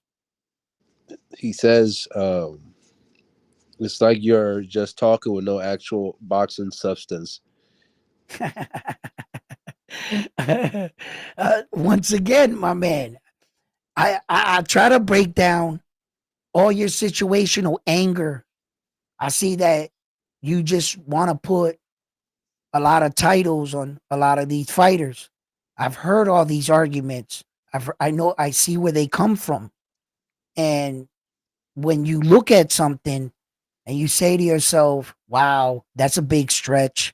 Loma, Haney fight, robbery. No, close fight. Could have went either way. I wouldn't have been mad if they would have called Loma the winner. I wouldn't have been mad.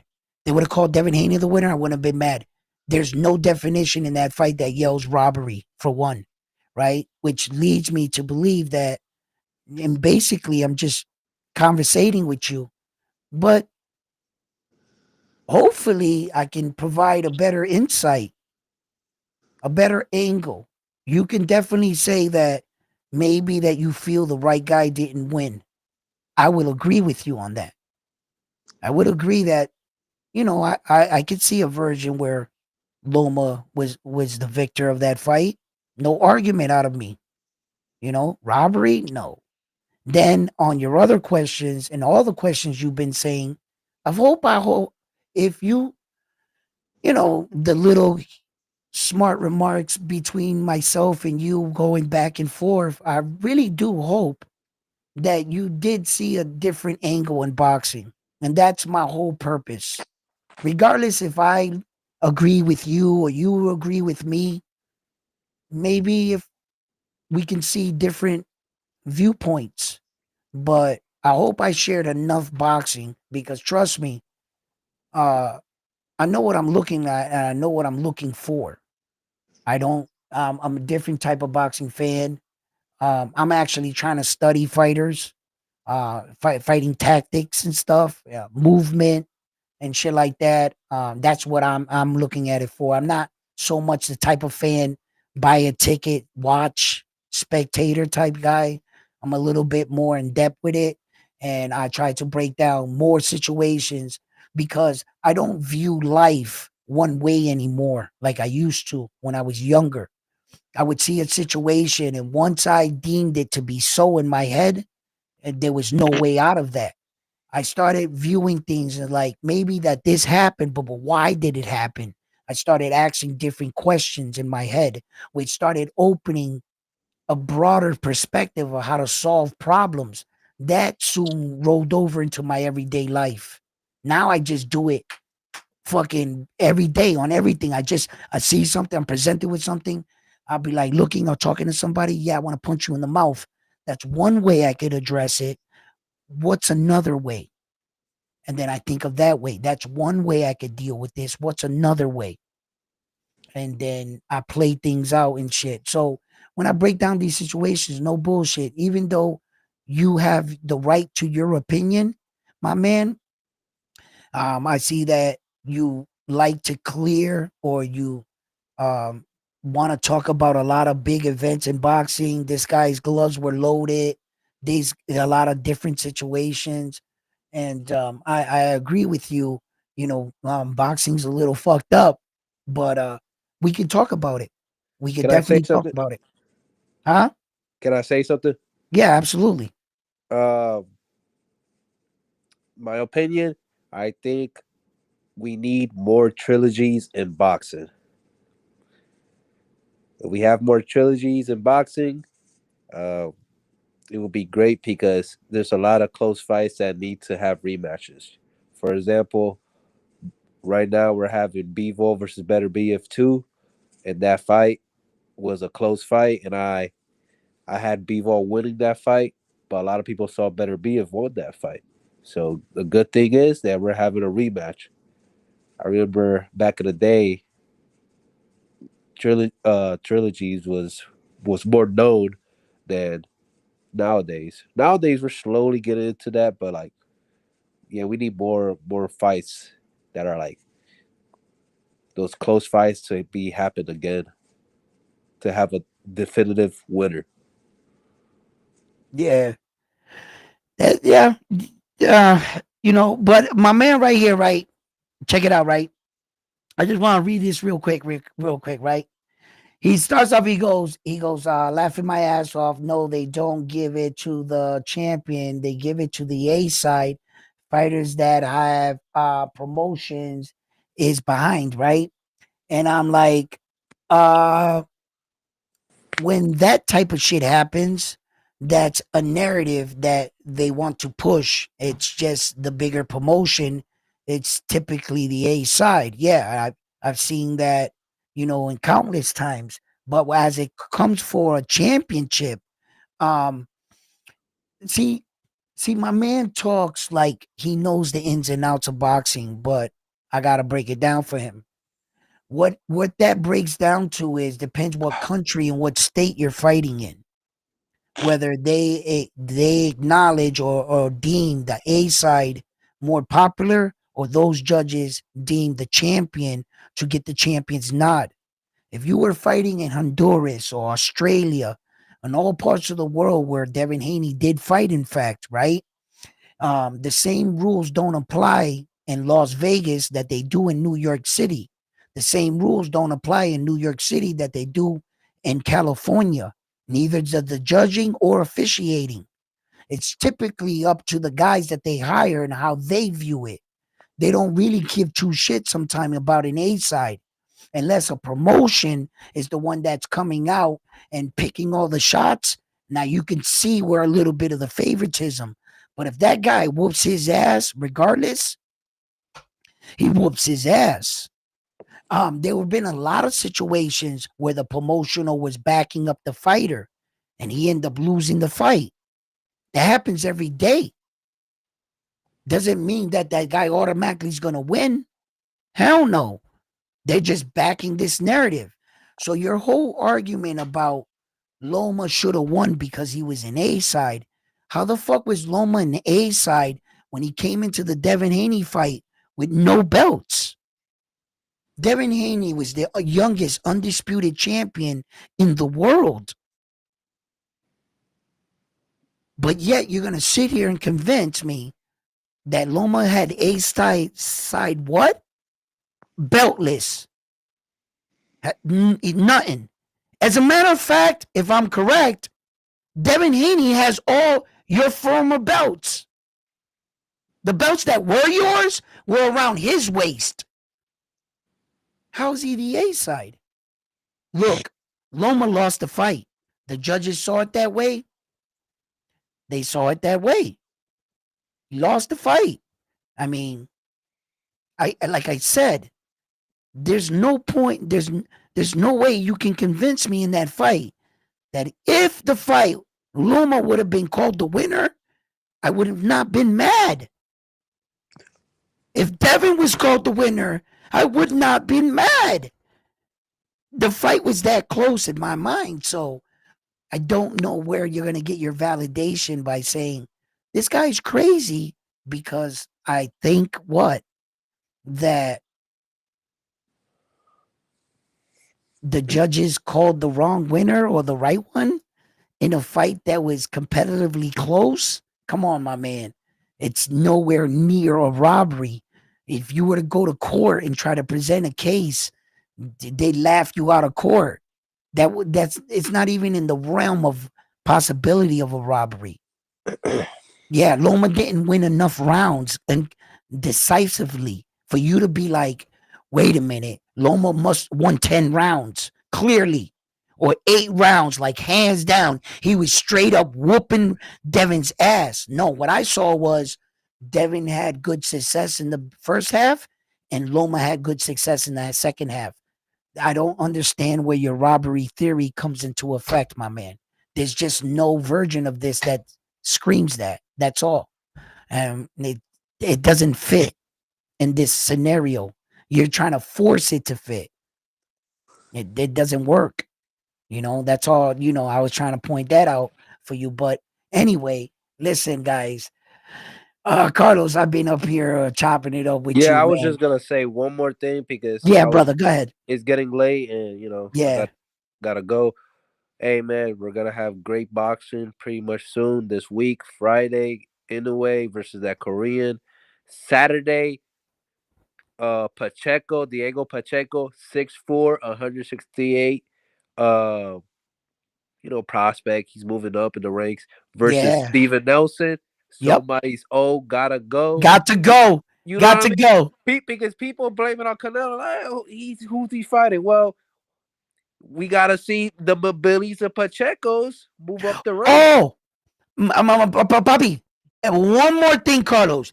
You Yes. answered your own question. I'm just going to put it together for you. Okay. When you told me, do I think that it was a good idea for David DeMonso Benavidez to move up to 175? His father has both those fighters, Pacheco and him, at the same weight division. By keeping them there, eventually he doesn't want them. He knows they're never going to fight each other. All right. So He trains with the Benavides team. Oh yeah. yes, that's his coach. And he's one of the hottest 168 pounders coming up. So if you already got that kind of prospect and you were looking into the future, yeah, send your son up to 175. You got him for 168, and you got both of them in your stable. And I'll say this real quick. 2 division champion does have a nice ring to it. Doesn't it? Doesn't it? Hey man, I try to be fair. You know what I mean? I try to stay real. I keep it 100. Yeah. Salute to everyone today. Absolute. Thank you, Salute Round to One. everybody in Thank the you, chat. Edwin. Yup. Hey, yo, muchas bendiciones y me voy. All right, Carlos, my man, thank you for coming. Coming to the channel. Yo, my man Crawford Loaded Gloves. Fucking love you, bro. You're a good guy. You know why? Keep the conversation coming, bro. And I hope you come back here. Bring all the questions with you. You know what I'm saying? And all you know what I'm saying? Just makes me think, Let me tell you something about competition.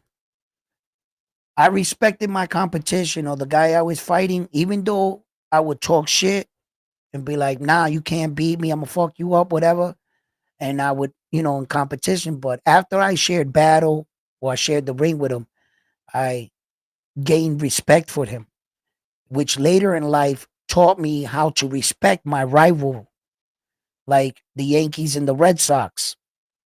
I love the Red Sox. I'm a Yankee fan. And I love the Red Sox because without the Red Sox, where would be Yankee Red Sox rivalry? Without the Lakers and the Celtics, where would their rich rivalry be? Without us competing against Mexico, Japan, Australia, the US, where would my rival be in boxing? I don't shy away from these conversations. I don't even get offended by them. I take your remarks Tomorrow I got another show to do, and I hope you there. I hope we learn about this sport, me and you together. Why? Because that's what we aim to do. We aim to call some of these guys out on their bullshit, don't we? We want to make the sports fair, don't we? We have a lot to say about Ryan Garcia, loaded glove situation, Tyson Fury raising up the glove. That's an old boxing trick. Putting your knuckles right here to get that snap on it and sliding your hand back into it. It's an old boxing trick. It's against the law. Did he do it? 100%. Yeah. And we watch the sport and we want to call these kind of situations out. I get it. But, there's my side to it. That truthfully, I watch boxing because I only want to know. And I ask myself these questions. What does the best fighter in the world look like? Where does he come from? How's he doing it? What's he doing so special that these other guys can't beat him? I try to figure out his style and break it down and try to develop a style to beat him. And that's all I do. That's what I do. Soul Fight fans, listen, thank you for tuning in. Thank you for all of you guys tuning in, watching the channel. And thank you once again for giving all your feedback and your comments, and let me see what this is going to run. What? Roy, what? The Crawford?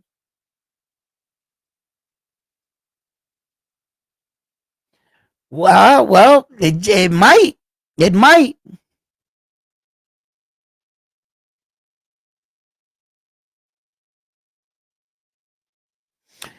He was crying in the corner to his dad. That was a crazy moment when Devin was like, Dad, he knows what I'm doing. As a warrior, as a fighter, man, you got to figure that shit out. By I think the 10th round or whatever, Devin had given Loma everything, and Loma figured it all out.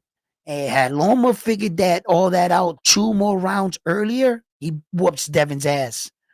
Loma just respected Devin a little too long in the fight.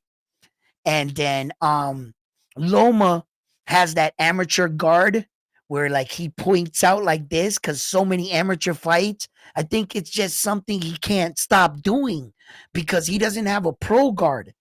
All his fights, he's like this. So Devin really capitalized on that. He started going under his guard, right? So Loma, he just respected Devin too much because once he started seeing that he could push Devin back, it was already the 10th, 11th round. Devin was in the corner like, Dad, I don't know what to do, basically. And he's, son, you're Devin Haney. Figure it out. We have already trained. When me and the coach are not talking, it's because there's nothing to talk about. Every situation, everything we needed to train for, we did in preparation in training camp. Just go out there and do it and believe in your training. I don't really need to be telling you nothing. It's just like Calvin Ford and Tank when he's looking into the crowd. Yup. And you're like, man, he's not doing no coaching. No, wrong. He did all the coaching he needed to do so that on fight night, we don't got to talk. And Bill Haney had a fucking calm his son down. Yo, listen. Stop. You're Devin Haney, bro. Go out there and figure this shit out. He was like, Dad, I don't know what the fuck to do. He knows what I'm doing. He sees what I'm doing. He was like, yo, his face was red. He was nervous. He was, hey, yo, for a young 23-year-old kid, Lomachenko's a grown-ass man. Devin could be my son. My son's older than Devin. Right? He's a baby, man. I think he did pretty good, man. Fucking Loma, 2 gold medalists, ass, multiple division champion ass, fighting this little kid. If you ask me, I think Devin did okay. I think he did okay. For all the experience Loma got, fucking 2 gold medals, all that shit. Devin was a baby, man. He's in there fighting a grown ass man. He might have been the bigger guy, but still, Loma wanted to smoke, so it is what it is. Anyway, Fight Fan, I'll be here all night. Love you guys. You guys have been amazing. Thank you, and I'm out.